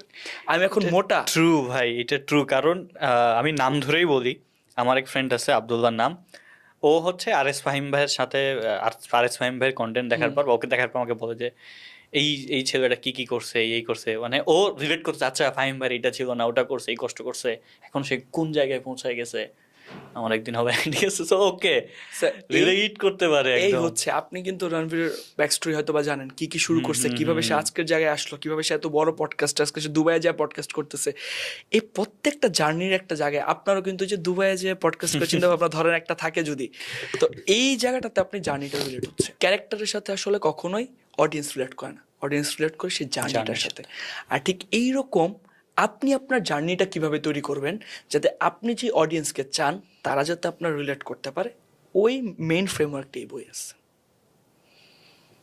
নাইস ভাইয়া। এই তো মানে এই বইয়ের আপনি বলতেছিলেন যে এই বইয়ের হচ্ছে একটা কোর্সও আছে, হ্যাঁ, এবং সেটা কত ঘন্টার বা কতগুলো ভিডিও? 8 hours total. ওকে, 8 আওয়ার্সের নির্যাসটা এই বইয়ের মধ্যে দেওয়া। সো এইখানে দেখলাম আমি হচ্ছে এই যে আপনি, আমার একটা জাস্ট ইয়া থাকে, আমি আমার টিচারকে, আমি আমি যাদেরকেই ইয়ে করি, আমার জাস্ট একটা রিকোয়েস্ট থাকে যে ভাই কোকা কোলা, টেসলা, অ্যামাজন, এগুলো সবার গল্প আমরা অনেকবার করে জানি। আমার মনে, মানে আই মাইট বি রং, আমার মনে হয় কি বাংলাদেশি কোনো ব্র্যান্ড নিয়ে যদি কোনো কেস স্টাডি করা যেত বা কোনো স্টোরি দেখা যায়, তো আমার মনে হয় আরও বেশি মানুষ কানেক্ট হতে পারতো কিনা, আপনার মনে হয়? অবভিয়াসলি কানেক্ট হতে পারতো, বাট এখানে ওই যে একটা পয়েন্ট আছে, কেন ইন্টারন্যাশনাল রাখা হয়, তার কারণ ইন্টারন্যাশনাল স্টোরিগুলো মানুষ জানে বেশি, আর যা সবাই জানে বেশি তার সাথে রিলেট করানো সহজ। সো যেহেতু স্টোরি টেলিং এর বই এবং সবাই চায় আসলে আমার অডিয়েন্সকে আমি যা বোঝাতে চাচ্ছি সে যাতে সেই জিনিসটা বুঝতে পারে। আননোন একটা ব্র্যান্ডের নাম নিয়ে যখন জিনিসটা করা হতো বা যেটা খুব বেশি ওয়েল নোন না, তখন আসলে ওই মানুষ আবার রিলেট করতে পারতো না যে কি হচ্ছে বিষয়টা, কোন কোম্পানির নাম বলতেছে, এদের স্লোগান কি। যেমন দেখেন, একটা ব্র্যান্ড তৈরি করতে একটা ব্র্যান্ডের লোগো লাগে, ব্র্যান্ডের স্লোগান লাগে, ব্র্যান্ডের কালার লাগে, থিম লাগে, প্রত্যেকটা ব্র্যান্ডের একটা মিশন, ভিশন, গোল, কোর মেসেজ, এগুলো যেমন সব কিছু লাগে, ঠিক প্রত্যেকটা ব্র্যান্ডের একটা করে স্টোরিও লাগে। এখন আমরা ব্র্যান্ডের জন্য চিন্তা করি একটা লোগো বানাবো হচ্ছে $20, $100, $200, লোগো অনেক বেশি গর্জিয়াস হতে হবে। স্লোগান আমরা 10 বার কাটি, যে স্লোগান না, এই স্লোগান না, এইভাবে, এটা এটা না এটা। কিন্তু আমরা আসলে ব্র্যান্ডটা কেন তৈরি করলাম, কাদের কথা চিন্তা করে করলাম, আমার মাথায় কেন আসলো? আমি তো নিশ্চয়ই একটা কাজ শুরু করার পিছনে আমার একটা মোটিভেশন ছিল, ওই মোটিভেশনটা কি? এই জিনিসটা যখন আমরা করব তখন আমরা অনেক বেশি ভালো করব। যেমন আমি যদি অ্যাপেলের একটা উদাহরণে আসি, এই হয়তো বা স্টোরিটা আমরা অনেক বেশি শুনছি, যার কারণে এই স্টোরিটা আমি বলা যাতে রিলেট করতে পারে। সেটা হচ্ছে অ্যাপেল তো সবসময় নতুন নতুন ইনোভেশন এবং তাদের প্রোডাক্ট যাতে সর্বোচ্চ মানের কোয়ালিটি ইনশিওর করে এই জায়গাটাতে কাজ করে। তো একবার অ্যাপেলের যে প্রতিষ্ঠাতা স্টিভ জবস, তার কাছে অ্যাপেলের একটা ডিজাইন নিয়ে আসে ফোনের, এবং সে বলে এই ফোনটাকে একটু স্লিম করতে হবে। তারপর কর্মী বলতেছে যে না, এটা আর স্লিম করা সম্ভব না। তখন সেই ফোনটা নিয়ে পানিতে মিলে মারছে। তারপর ভিতরে যে বাবলস হয় না, যখন বাবলস হচ্ছে তখন স্টিভ জবস বলতেছে যেহেতু বাবলস হচ্ছে তার মানে ভিতরে জায়গা আছে, এটাকে আরও স্লিম করতে হবে। এই স্টোরিটা কি মনে হয় কেন আসলে এত মানুষের কাছে জানানো হয়েছে? শুধুমাত্র এই কারণেই না, তার কারণ হচ্ছে এই স্টোরিটা যখন আমি আপনাকে বললাম, আপনি যখন আরেকজনকে বলবেন বা আপনি আমি যখন জানবো, তখন আমরা ভাববো ওকে, তার মানে অ্যাপেল আসলেই তাদের সর্বোচ্চ কোয়ালিটিটা এনশিওর করে। এটা অ্যাপেল যতই বলুক প্রতিষ্ঠিত হইতো না, যার কারণে এই স্টোরির মাধ্যমে যখন প্রতিষ্ঠিত করার ট্রাই করছে, আমাদের মনে এটা খুব সুন্দরভাবে আসছে। এবং এখন আমি আপনার উদাহরণও দিতেছি। নাইস। আমরা হচ্ছে শেষ করব, বাট আমি একটা আগের প্রশ্নে আসবো যে ভাই আপনি বললেন, ইভেন আমি একটা নীলকেও বলতে শুনেছি যে ফাউন্ডার বেসড বিজনেস বা ফাউন্ডার বেসড কোম্পানিগুলো এখন সামনে আসতেছে বা সামনে রান হবে। মোহাম্মদ স্যার একটু ফোনটা দিব আমাকে। রিসেন্টলি চালচিত্র হচ্ছে একটা, চালচিত্র না, হ্যাঁ, ইন্ডিয়ান একটা পডকাস্ট বা একটা কন্টেন্ট ক্রিয়েশন এজেন্সি আর কি, ওরা হচ্ছে আপনার একটা লঞ্চ করছে আর কি, রিসার্চ পেপার, যে ইন্ডিয়াতে বা সাবকন্টিনেন্টের বা মোটামুটি ইয়াতে যে ফাউন্ডার বেসড যে কোম্পানিগুলো অ্যাজ লাইক প্রাইমের প্রতিষ্ঠাতাও তো হচ্ছে আপনার কন্টেন্ট ক্রিয়েটর, তারপর হচ্ছে আপনার স্টিভ, আমাদের এই যে ইয়ার নাম কি আমাদের ইউটিউবে সবচেয়ে বেশি সাবস্ক্রাইবার, মিস্টার বিস্টের যে কোম্পানি, এগুলো সবগুলো হচ্ছে ইন্ডিয়াতে এসে ফেল করছে। ম্যাক্সিমাম ব্র্যান্ডই হচ্ছে আপনার ইন্ডিয়াতে এসে ফেল করতেছে।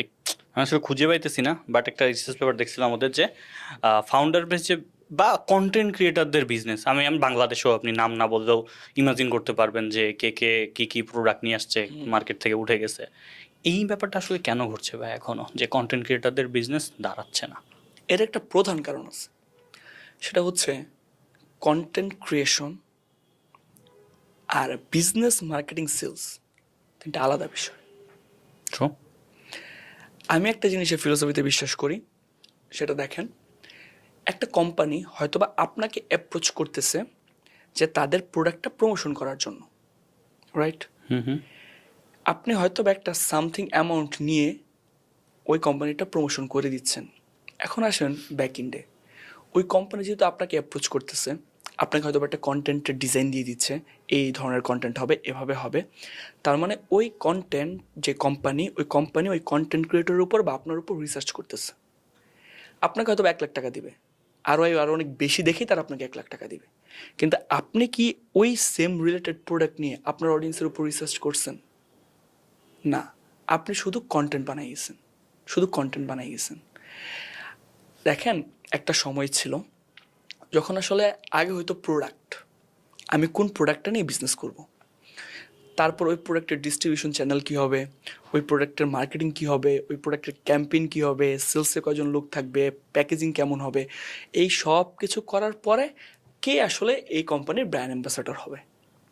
এখন সম্পূর্ণই চেঞ্জ। আগে ব্র্যান্ড অ্যাম্বাসাডর হয়, লাইক আগে আমি কন্টেন্ট বানানো শুরু করছি, আমার কিন্তু এন্ড গোল ছিল যে আমি ঠিক এই জিনিসটা বিক্রি করব, বিজনেস করবো, বা আমি এই জিনিসটা করব। এখন আমার কাছে কন্টেন্ট ক্রিয়েশন বা আমার জন্য কন্টেন্ট ক্রিয়েশন হচ্ছে আমার যে বিজনেস, আমার বিজনেসের মার্কেটিংয়ের একটা প্ল্যাটফর্ম, নাথিং এলস। আমি as a businessman content creation করি, আর যারা as a content creator business করে তাদের তো মার্কেট থেকে বিজনেস নিয়ে গুটিয়ে চলে যাওয়াটাই মানে সম্ভব বিষয় না। খুবই সুন্দর করে বুঝিয়েছেন এবং আমার মাথায় পুরো ক্লিয়ার আর কি ব্যাপারটা। কারণ আমি এমন কন্টেন্ট দিচ্ছি যেই কন্টেন্ট আমার বিজনেসে পুশ করতে হেল্প করতেছে, আর অন দ্য আদার হ্যান্ড সে যা ইচ্ছা তাই দিতেছে। সে হয়তো বা আরও 10টা কোম্পানির প্রমোশন করতেছে, লাস্টে যখন নিজের কোম্পানির প্রমোশন করতেছে তখন আসলে ওইটা কিনতেছে না। কারণ আপনি এক এক দিন এক এক প্রোডাক্টের কথা বলেন, আজকে এই ভালো, আজকে অ্যাপেল ভালো, কালকে স্যামসাং ভালো, তারপরের দিন রিয়েলমি ভালো, তারপরের দিন রেডমি ভালো। মানুষ আসলে আপনি কীভাবে বিশ্বাস করবে? কিন্তু আপনি যদি শুধু বলেই যান আইফোন ভালো, আইফোন ভালো, আইফোন ভালো, আইফোন ভালো, মানুষ তখন ঠিকই আছে, সে আইফোনের কথাই বলতেছে। এটাও কিন্তু পার্সোনাল ব্র্যান্ডিংয়ের জন্য একটা বিশাল গুরুত্বপূর্ণ বিষয়, যে আপনি ঠিক কিসের উপর নিজেকে প্রতিষ্ঠিত করতে চাচ্ছেন। ওই জিনিসটা পার্সোনাল ব্র্যান্ডিং আপনাকে ধরতে হবে, যে আমি ঠিক এই লাইনে কথা বলবো। যেমন পার্সোনাল ব্র্যান্ডিংয়ের 3টা পিলার আছে, আমার ক্ষেত্রে 3টা পিলার হচ্ছে আমি মার্কেটিং, সেলস আর ফাইন্যান্স, বা আমি যদি আরেকটু সংক্ষেপে আনি, বিজনেস, ইনভেস্টমেন্ট আর ফাইন্যান্স। এছাড়া আর কিচ্ছু নিয়ে আমি কথা বলবো না। পৃথিবীতে কী হচ্ছে, দেশে কী হচ্ছে, আমার বাসায় কী হচ্ছে, এই কোনো কিছু আমি আমার কন্টেন্টে আনবো না। আমি শুধুমাত্র 3টা বিষয় নিয়েই কথা বলে যাব। এবং আমি কিন্তু সাকসেসফুলি প্রায় 7 ইয়ার্স যাবৎ কন্টেন্ট ক্রিয়েশনের সাথে সংযুক্ত। এবং আমার যে কোচিং বিজনেস, আমার যে কোর্সের বিজনেস, কনসালটেন্সি বিজনেস, আমি 7 বছর ধরে সুন্দরভাবে রান করতেছি। এবং আমি দেখতেছি বাংলাদেশে যারা বিজনেস করার জন্য কন্টেন্ট ক্রিয়েশন করতেছে তাদের কারোর বিজনেস স্টপ করতে হচ্ছে না। এটা কিনা ফার্টি ভাই, সেদিন আমি অনেকের কাছ থেকে শুনেছি যে একটা টাইম পর কি টপিক হারায় যায়, যে এই টাকা, এই মার্কেটিং, এই সব কিছু, মানে আপনি ধরেন মাসে 2-3 বছর এটা নিয়ে কথা বলার পর কি নতুন টপিক পাওয়া যায় কিনা। এটা আপনাদের আমাদের ইন্ডাস্ট্রি একটা লিড ক্যারেক্টার, আমি নামই বলি, সেদিন ধরেন নীলের পডকাস্ট হইতেছিল আর কি, রাফায়েত ভাই আছে, ফারহান ভাই। একটা টাইম পর কি টপিক হারায় যায় কিনা, যে ওই টাকা, ওই মার্কেটিং, ওই ফাইন্যান্স, এই সব কিছুই জাস্ট ওই ব্যাপারের মধ্যে ইনভলভ। সেকেন্ড কোশ্চিন আরেকটা, যেটা আমি আগেই বলছি, এক একজনের এক একটা পার্সপেক্টিভ থাকতেই পারে। হ্যাঁ, সেকেন্ড কোশ্চিন আরেকটা, সেদিন আমরা কথাবার্তা বলতেছিলাম ফারহান ভাইয়ের সাথে, যে ফারহান ভাইয়ের মার্কেটিং করা নিয়ে যে ভিডিওগুলো রিচ হওয়ার কথা ওগুলো বাদ দিয়ে, হ্যাঁ ওনার সবচেয়ে বেশি রিচ হওয়া ভিডিও ওই কীভাবে ফ্রিল্যান্সিং হবে এই সেই, বাট রিসেন্ট ডেসে ওনার ম্যাক্সিমাম ভালো ভিডিও রিচ পাওয়া হচ্ছে যে হয় World War II, World War I বা অ্যানিমেল ফার্ম, কিংবা হচ্ছে এডুকেশন সিস্টেম, এগুলো নিয়েই বলা। সো এগুলো নিয়ে বলার ক্ষেত্রে হয় কি, আপনি যখন এই আপনার 3টা গণ্ডি বা এই গণ্ডির বাইরে যখন ওগুলো নিয়ে বলা শুরু করবেন, মানুষের প্রতি মানুষের একটা প্যাসিভ রেসপেক্ট আপনার উপর আসা শুরু করবে। ওকে, এই অল ওভার অন্যও জানে, অল ওভার অন্যও ব্যাপারটা বুঝতে পারে, কিংবা ওকে এই এডুকেশন সিস্টেমের এই ফাঁকগুলো ধরতে পারছে। সো আপনার অডিয়েন্সটা আরেকটু বড় হয়ে আরেকটা কিছু অডিয়েন্সের প্যাসিভ রেসপেক্ট আপনার উপর আসা শুরু করে। আবার একটা ঝামেলা হইতেছে যে আপনি যদি আবার ঠিকঠাক কন্টেন্ট বানাতে না পারেন, আপনি মার্কেটে প্রো, আপনি মার্কেটিংয়ে একদম বস, হুট করে পলিটিক্সে গেলেন যেটা নিয়ে আপনার জ্ঞান একটু জ্ঞান কম, নেই, মানুষ আমার রোস্ট করবে, কিছু একটা বলে ফেললেন, ট্রল হবে। আপনার মার্কেটিংও গেল, আপনার ওই কন্টেন্টও গেল, দুটাই ধস। তো দুই ধরনের ব্যাপারই আসলে এখানে আছে। ওকে, আমি সবার পয়েন্ট অফ ভিউ, সবার পার্সপেক্টিভকে রেসপেক্ট করি। সেটা হচ্ছে আসলে কন্টেন্ট আইডিয়া কখনো কমে না, যেটা কমে সেটা হচ্ছে ওই পার্টিকুলার টপিকের উপরে আমাদের ডোমেইন নলেজ। হতে পারে আমি 7 বছর আগে যা জানতাম অবভিয়াসলি এখন ইমপ্রুভ করছি। আগে হয়তো বা আমি লো টিকিট প্রোডাক্ট নিয়ে কাজ করতাম, তারপর মিড টিকিট, তারপর হাই টিকিট। তার মানে যখন আমি ওই লো থেকে হাইতে গেছি, আমাকে জানতে হয়েছে, শিখতে হয়েছে, আমার মাইন্ডসেট চেঞ্জ হয়েছে, অনেকের সাথে আমার নেটওয়ার্কিং হয়েছে। আজকে আপনার সাথে আমার কথা হচ্ছে, আপনার কাছ থেকে হয়তো আমি 2টার বিষয় নতুন জানতে পারবো।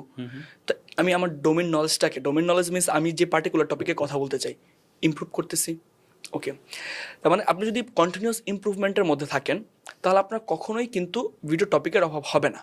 এখন প্রশ্ন হচ্ছে কিভাবে আমরা যে ওই একটা প্রথমে আমরা একটা ব্রড টপিক ধরি, আচ্ছা ঠিক আছে আমরা কিছু ন্যারো ডাউনে আসতেছি।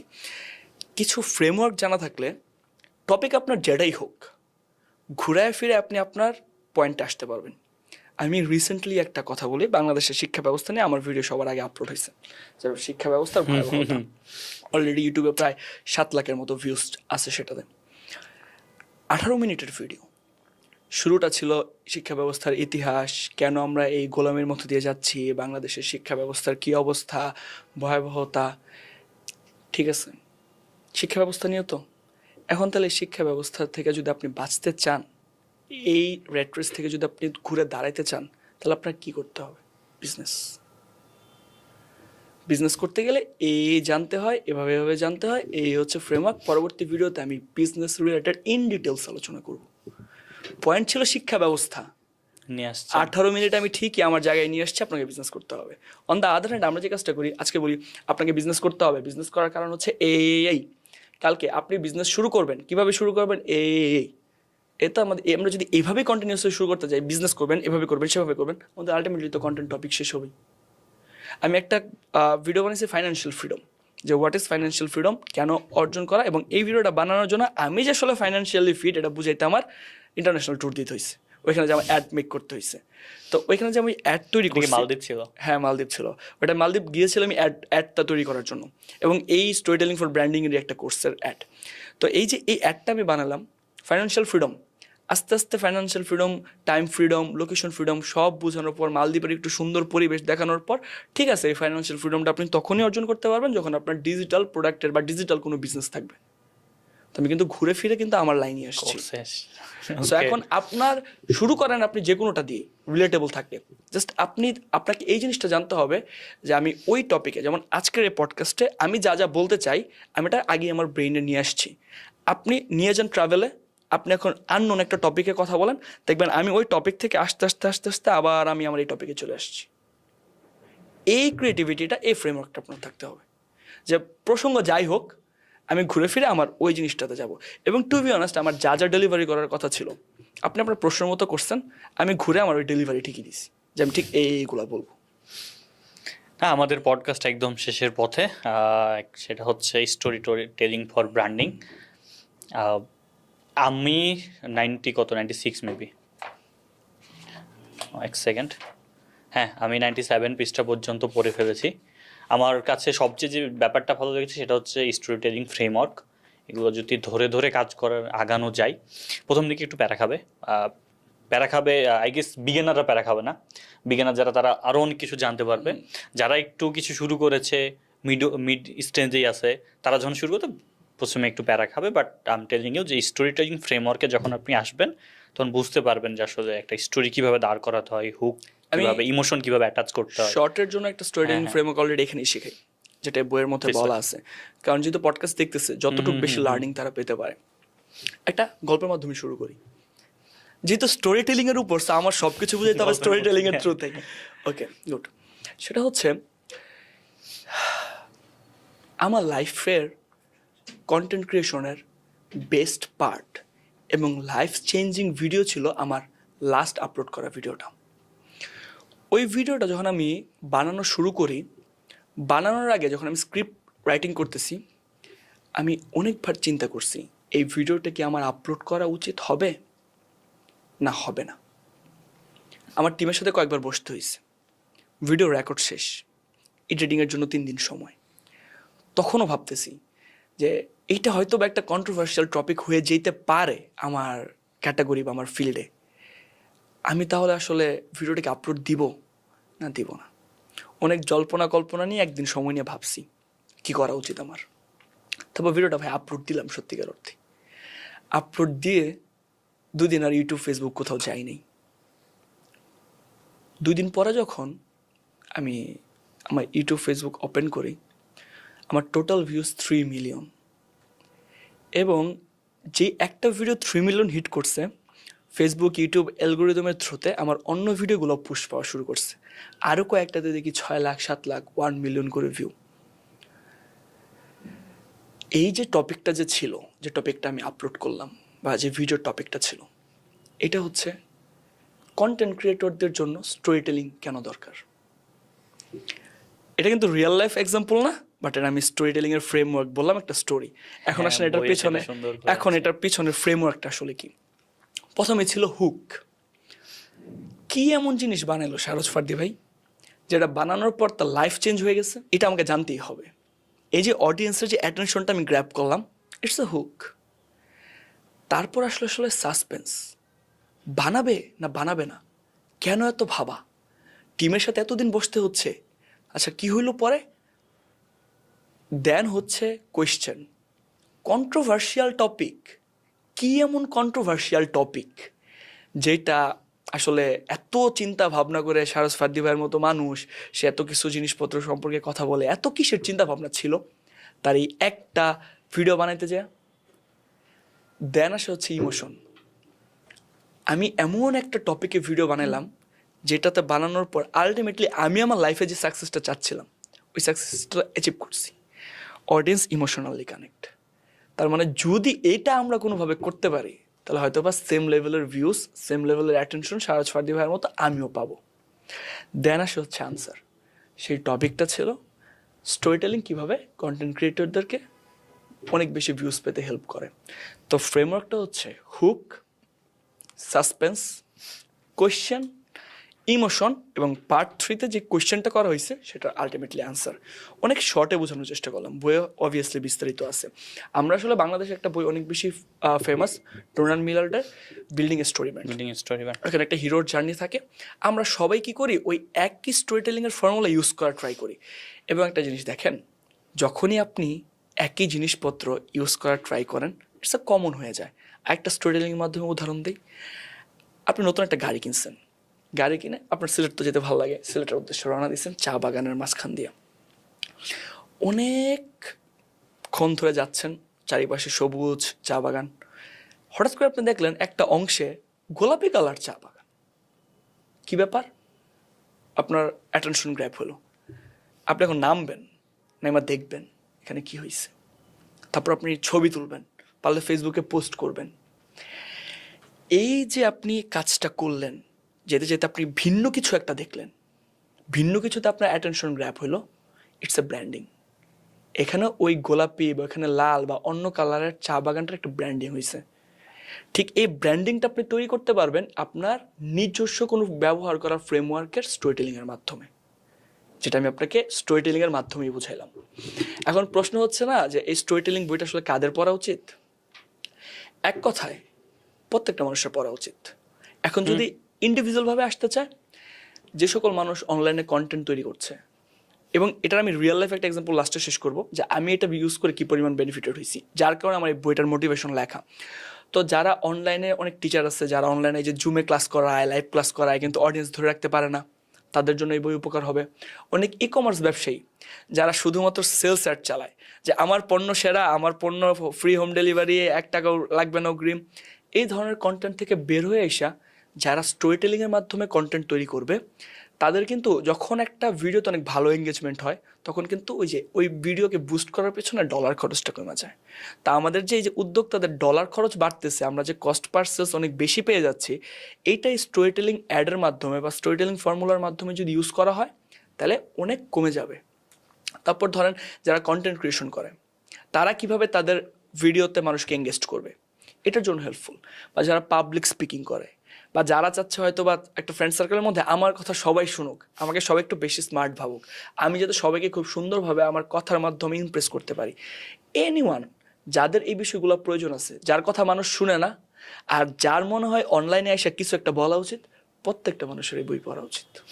2 লাইনে সুন্দর করে বুঝাই দিচ্ছেন। আমার একটা হচ্ছে আর্গুমেন্ট আছে প্রথম স্টোরিটার সাথে, যে আপনার হচ্ছে প্রথমে সাসপেন্স আর অ্যান্সার দুটো কি সেম, মানে এনাফ পরিমাণের কিনা? ধরেন প্রথমে সাসপেন্স হচ্ছে 100, শেষের অ্যান্সারটা কি 100? এখন যখন আপনার রিয়েল লাইফ এক্সাম্পল থেকে আসবে জিনিসটা, হ্যাঁ।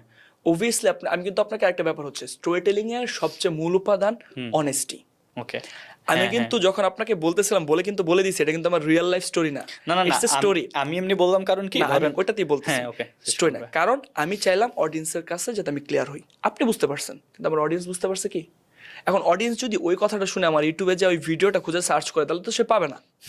তো এই জন্য আপনি সাসপেন্স যেমন দিবেন, আপনার এন্ডিং যেমন হবে, অবভিয়াসলি সব কিছুর একটা ব্যালেন্স থাকতে হবে। এক্স্যাক্টলি। আপনি আকাশ কুসুম কিছু বলে ফেললেন কিন্তু পরের রেজাল্ট আসলে ওইটা না, তাহলে কিন্তু লাভ নেই। এই জন্য স্টোরি টেলিং এর মধ্যে অনেক ফ্রেমওয়ার্ক তো থাকবেই, কিন্তু উপাদান যেগুলো থাকে এর মধ্যে অনেস্ট ইজ দ্য বেস্ট। এটা পৃথিবীর সকল কাজে honest is the best policy. এটার জন্য যারা অনলাইনে হাউ টু ভিডিও বানান, হাউ টু ফেসবুক মানে account open, how to learn freelancing, তাদেরকে রিকোয়েস্ট করব সাসপেন্সের সাথে অ্যান্সারটা মিল রাখবেন। ভিডিও দেখতে দেখতে শ্বাস শেষে গিয়ে যেমন এমন না হয়। ফারহান ভাই কিছুদিন আগে একটা বই, একটা কন্টেন্ট রিভিউ করছে যে মোবাইলে কোনো কিছু না জেনে কিভাবে কন্টেন্ট করবেন। শেষ পর্যন্ত যা দেখলো বলতেছে পরের ভিডিওতে বিস্তারিত আলোচনা করব। এখানে জাস্ট হচ্ছে আপনার মোবাইলে ইন্টারনেট আছে কিনা, আপনি মোবাইলে ঠিকঠাক আমাদেরকে সাবস্ক্রাইব করছেন কিনা। ভাই আপনি সাসপেন্স ক্রিয়েট করছেন কিভাবে হচ্ছে 5 ঘন্টার মধ্যে আপনি ফ্রিল্যান্সিং শিখে মাসে $14,000 ইনকাম করতে পারবেন, ভিডিও শেষ করে কিছুই আমি শুনি নাই, কিছুই আমি জানি না। মানে এই সাসপেন্স আর এই অ্যান্সারটাকে রাখেন না, না তো 5-6টা ভিডিও দেখার পর অডিয়েন্স আর আপনাকে দেখবে না। সবচেয়ে বড় কথা, আমি রণবীরের ওই শোতে আসছিল, ওনার নাম ভুলে গেলাম, 2টা মানুষ আছে, 3টা মানুষ, একটা হচ্ছে দেশভাগ, একটা হচ্ছে ধুবরাঠি, আরেকজন একটা মানুষ আছে সম্ভবত নিখিল নাম, এই টাইপের একটা নাম হবে। ও একটা কথা বলতেছিল যে ভাই কোন কোম্পানি বা স্পন্সার আপনার ফলোয়ার দেখে আপনাকে করে না, স্পন্সার করে না, আপনার কথা আপনার অডিয়েন্স কতটা বিশ্বাস করে সেটার উপর আপনাকে। সো এমন না যে আপনি সাসপেন্স ক্রিয়েট করবেন, অ্যান্সারের সাথে মিউ নাই, আপনার মিলিয়ন ভিউ হলো, আপনাকে মানুষ প্রোডাক্ট দিবেন না। ওই ব্র্যান্ডটা, ধরেন ফারদিভার একটা ব্র্যান্ড আছে, ওই ব্র্যান্ড যদি আমাকে স্পন্সর করতে চাই, ও দেখবে যে আমাকে স্পন্সর করার মাধ্যমে ওর ব্র্যান্ডের ভ্যালু যেন বাড়ে। অ্যাজ লাইক আমি যখন বলি যে ওকে বৈবিক্ষ টিকটকের সাথে কাজ করে, তার মানে আমার ব্র্যান্ডের ভ্যালু আমি বাড়াই।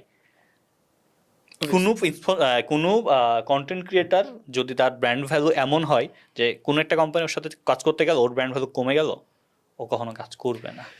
স্টোরি টেলিং হচ্ছে একটা খুবই পাওয়ারফুল ওয়েপন।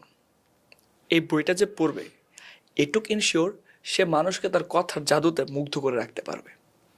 এখন প্রশ্ন হচ্ছে ওই যে টাকার মতো এই স্টোরি টেলিংটা খুবই পাওয়ারফুল ওয়েপন, এখন কি সেটা ভালো কাজে সে ইউজ করবে নাকি খারাপ কাজে ইউজ করবে, এটা আসলে তারই ডিসিশন নিতে হবে। So thank you so much ফারদি ভাই, থ্যাংক ইউ আজকে আসার জন্য। এবং হোপফুলি যে বাচ্চা কাচ্চা বলি কারণ আমার আশেপাশে যারাই থাকে, যারাই কাজ করে, যারাই স্ট্রাগল করতেছে, সবাই মনে হয় আমরা এক স্তরের মানুষ আসলে। সো স্টোরি এডুকেশন সেক্টর নিয়ে আমিও আপনার সাথে বসবো। আমার হিউজ একটা প্ল্যান এবং হিউজ একটা অভিযোগ আছে যে কি হইতেছে না হইতেছে। আমি পিআর কোর্সে পড়ি, আমাকে কি শেখাচ্ছি আমি কি জানি না আসলে, ঠিক আছে।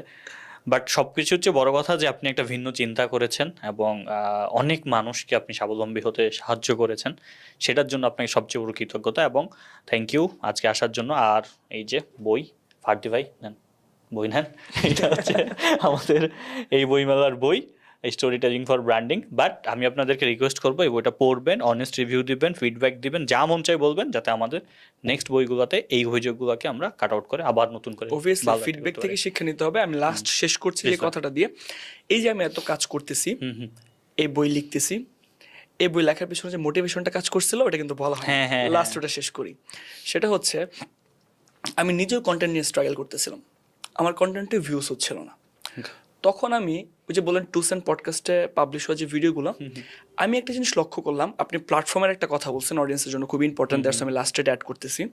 সেটা হচ্ছে প্ল্যাটফর্ম আসলে এই কন্টেন্ট ওয়াইজ যে উনি ব্যক্তি ওয়াইজ এভাবে আসলে বুস্টটা করবে না। আমি একটা জিনিস লক্ষ্য করলাম যে আমার টপ 5 যে ভিডিওস বা টপ 5 যে রিলসগুলা অনেক বেশি ভিউস হয়েছে, সেগুলো টিকটকেও সেম, ইউটিউবেও সেম, ফেসবুকেও সেম। মানে টপ 5 ভিডিও সবগুলো প্ল্যাটফর্মই সেম। এবং এর পরবর্তীতে যে ভিডিওগুলো এগুলোর মধ্যে মোটামুটি কয়েক লাখের ডিফারেন্স। তো আমি চিন্তা করলাম তার মানে প্ল্যাটফর্মে কোনো সমস্যা না, সবগুলা প্ল্যাটফর্মে যেহেতু সেম টাইপের ভিডিওকেই ভিউজ করতেছে, এখন তাহলে আমি আসলে অ্যানালাইসিস করি কেন এই ভিডিওগুলোতেই ভিউজ হয়েছে অনেক বেশি। তারপর যখন আমি ওই জিনিসগুলো অ্যানালাইসিস করা শুরু করলাম, তখন আমি আসলে অবাক হইলাম যে আমি হয় বুঝে বা না বুঝে কোনো না কোনো ক্ষেত্রে স্টোরি টেলিংয়ের ইউজ করছি।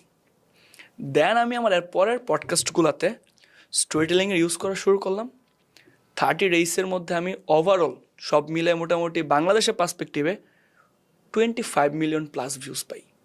এবং এই যে আমার গ্রোথ ইউটিউবে 30 ডেইসে আমার 1 লাখ সাবস্ক্রাইবার প্লাস ক্রস করা, টিকটকে 1 লাখ ক্রস করা, ফেসবুকে 1 লাখ ক্রস করা, এই যে ক্রস করলাম, যে ব্র্যান্ডটা আমি কয়েকদিনে বিল্ড করলাম, বা আপনারা আমাকে যেভাবে চিনছেন, এই সব কিছু আমি স্টোরি টেলিংয়ের মাধ্যমে পাইছি। এবং পরে আমার মনে হয়েছে যে এখন তাহলে মানুষকে এই জিনিসটা জানানো উচিত, যেহেতু আমার রিয়েল লাইফে জিনিসটা এটাকে help ইফেক্ট করেছে অনেক করছে, বেশি। রিয়েল লাইফে হেল্প হয়েছে। দেন আমি আমার এই সব কিছু এই বইয়ের মধ্যে দেওয়ার চেষ্টা করছি। নাইস, জার্নি থাকা ভালো, জার্নি না থাকলে আসলে ট্রাস্টও তৈরি হয় না, প্লাস হচ্ছে আপনার অডিয়েন্সও কানেক্ট করতে পারে না। কানেক্ট করতে পারবেন। এই যে এখন আসলে আমি যে জিনিসটা করলাম হ্যাঁ। এটাই বুঝালাম। এবং আপনি যখন শুরুতে বললেন যে আপনি আমাদের ওই লাইভ ওয়ার্কশপে আসছিলেন, আপনি দেখবেন অনেক মানুষ কিন্তু তাদের সম্পর্কে বলতেছিল যে সাহস ফাজি ভাইয়ের কোর্স করে আমার এ লাভ হয়েছে, ওনার সাথে আজকে দেখা করার জন্য আসছি, আমার এরকম একটা বিজনেস শুরু হয়েছে, একজন ট্রাভেল বিজনেস আমাদের সবার জন্য ডিসকাউন্ট দেওয়ার কথা বলতেছিল। তো আসলে এদের সাথে না আমার কোনোদিন দেখা হয় নাই, কোনোদিন কথা হয় নাই। আমি বলি স্টোরি টেলিং তো আপনি ইউজ করেন কন্টেন্টে, বাট দর্শকদের উদ্দেশ্যে কন্টেন্ট হচ্ছে এত পাওয়ারফুল একটা বিষয়। আমি কিন্তু ঢাকাতেও থাকি না, আমি ময়মনসিংহে আমার বাসার একটা রুমে স্টুডিও সেট আপ করে সেখান থেকে ভিডিও বানাই। ওই ভিডিওর মাধ্যমে আমি বাংলাদেশের হাজার হাজার মানুষের লাইফ চেঞ্জ করে দিতেছি। তার মানে এই কন্টেন্টটা কত পরিমাণ পাওয়ারফুল। এবং আমার স্টুডেন্ট সাকসেস, এই ভালো ভালো ফিডব্যাকগুলো আসলে আমার মোটিভেশন, যেই মোটিভেশন আমাকে কন্টেন্ট বানাইতে, আমাকে বিজনেস করতে ইন্সপায়ার করে। এবং এই প্রত্যেকটা মানুষের এই মোটিভেশনটা থাকা উচিত। এই হচ্ছে আমার শেষ বক্তব্য। থ্যাংক ইউ সো মাচ ভাইয়া, অ্যান্ড হোপফুলি যে আপনি আরও অনেক বেশি ইম্প্যাক্ট ফেলবেন আমাদের এই পচে যাওয়া শিক্ষা ব্যবস্থায়। ইনশাল্লাহ। Thank you so much, thank you ভাইয়া।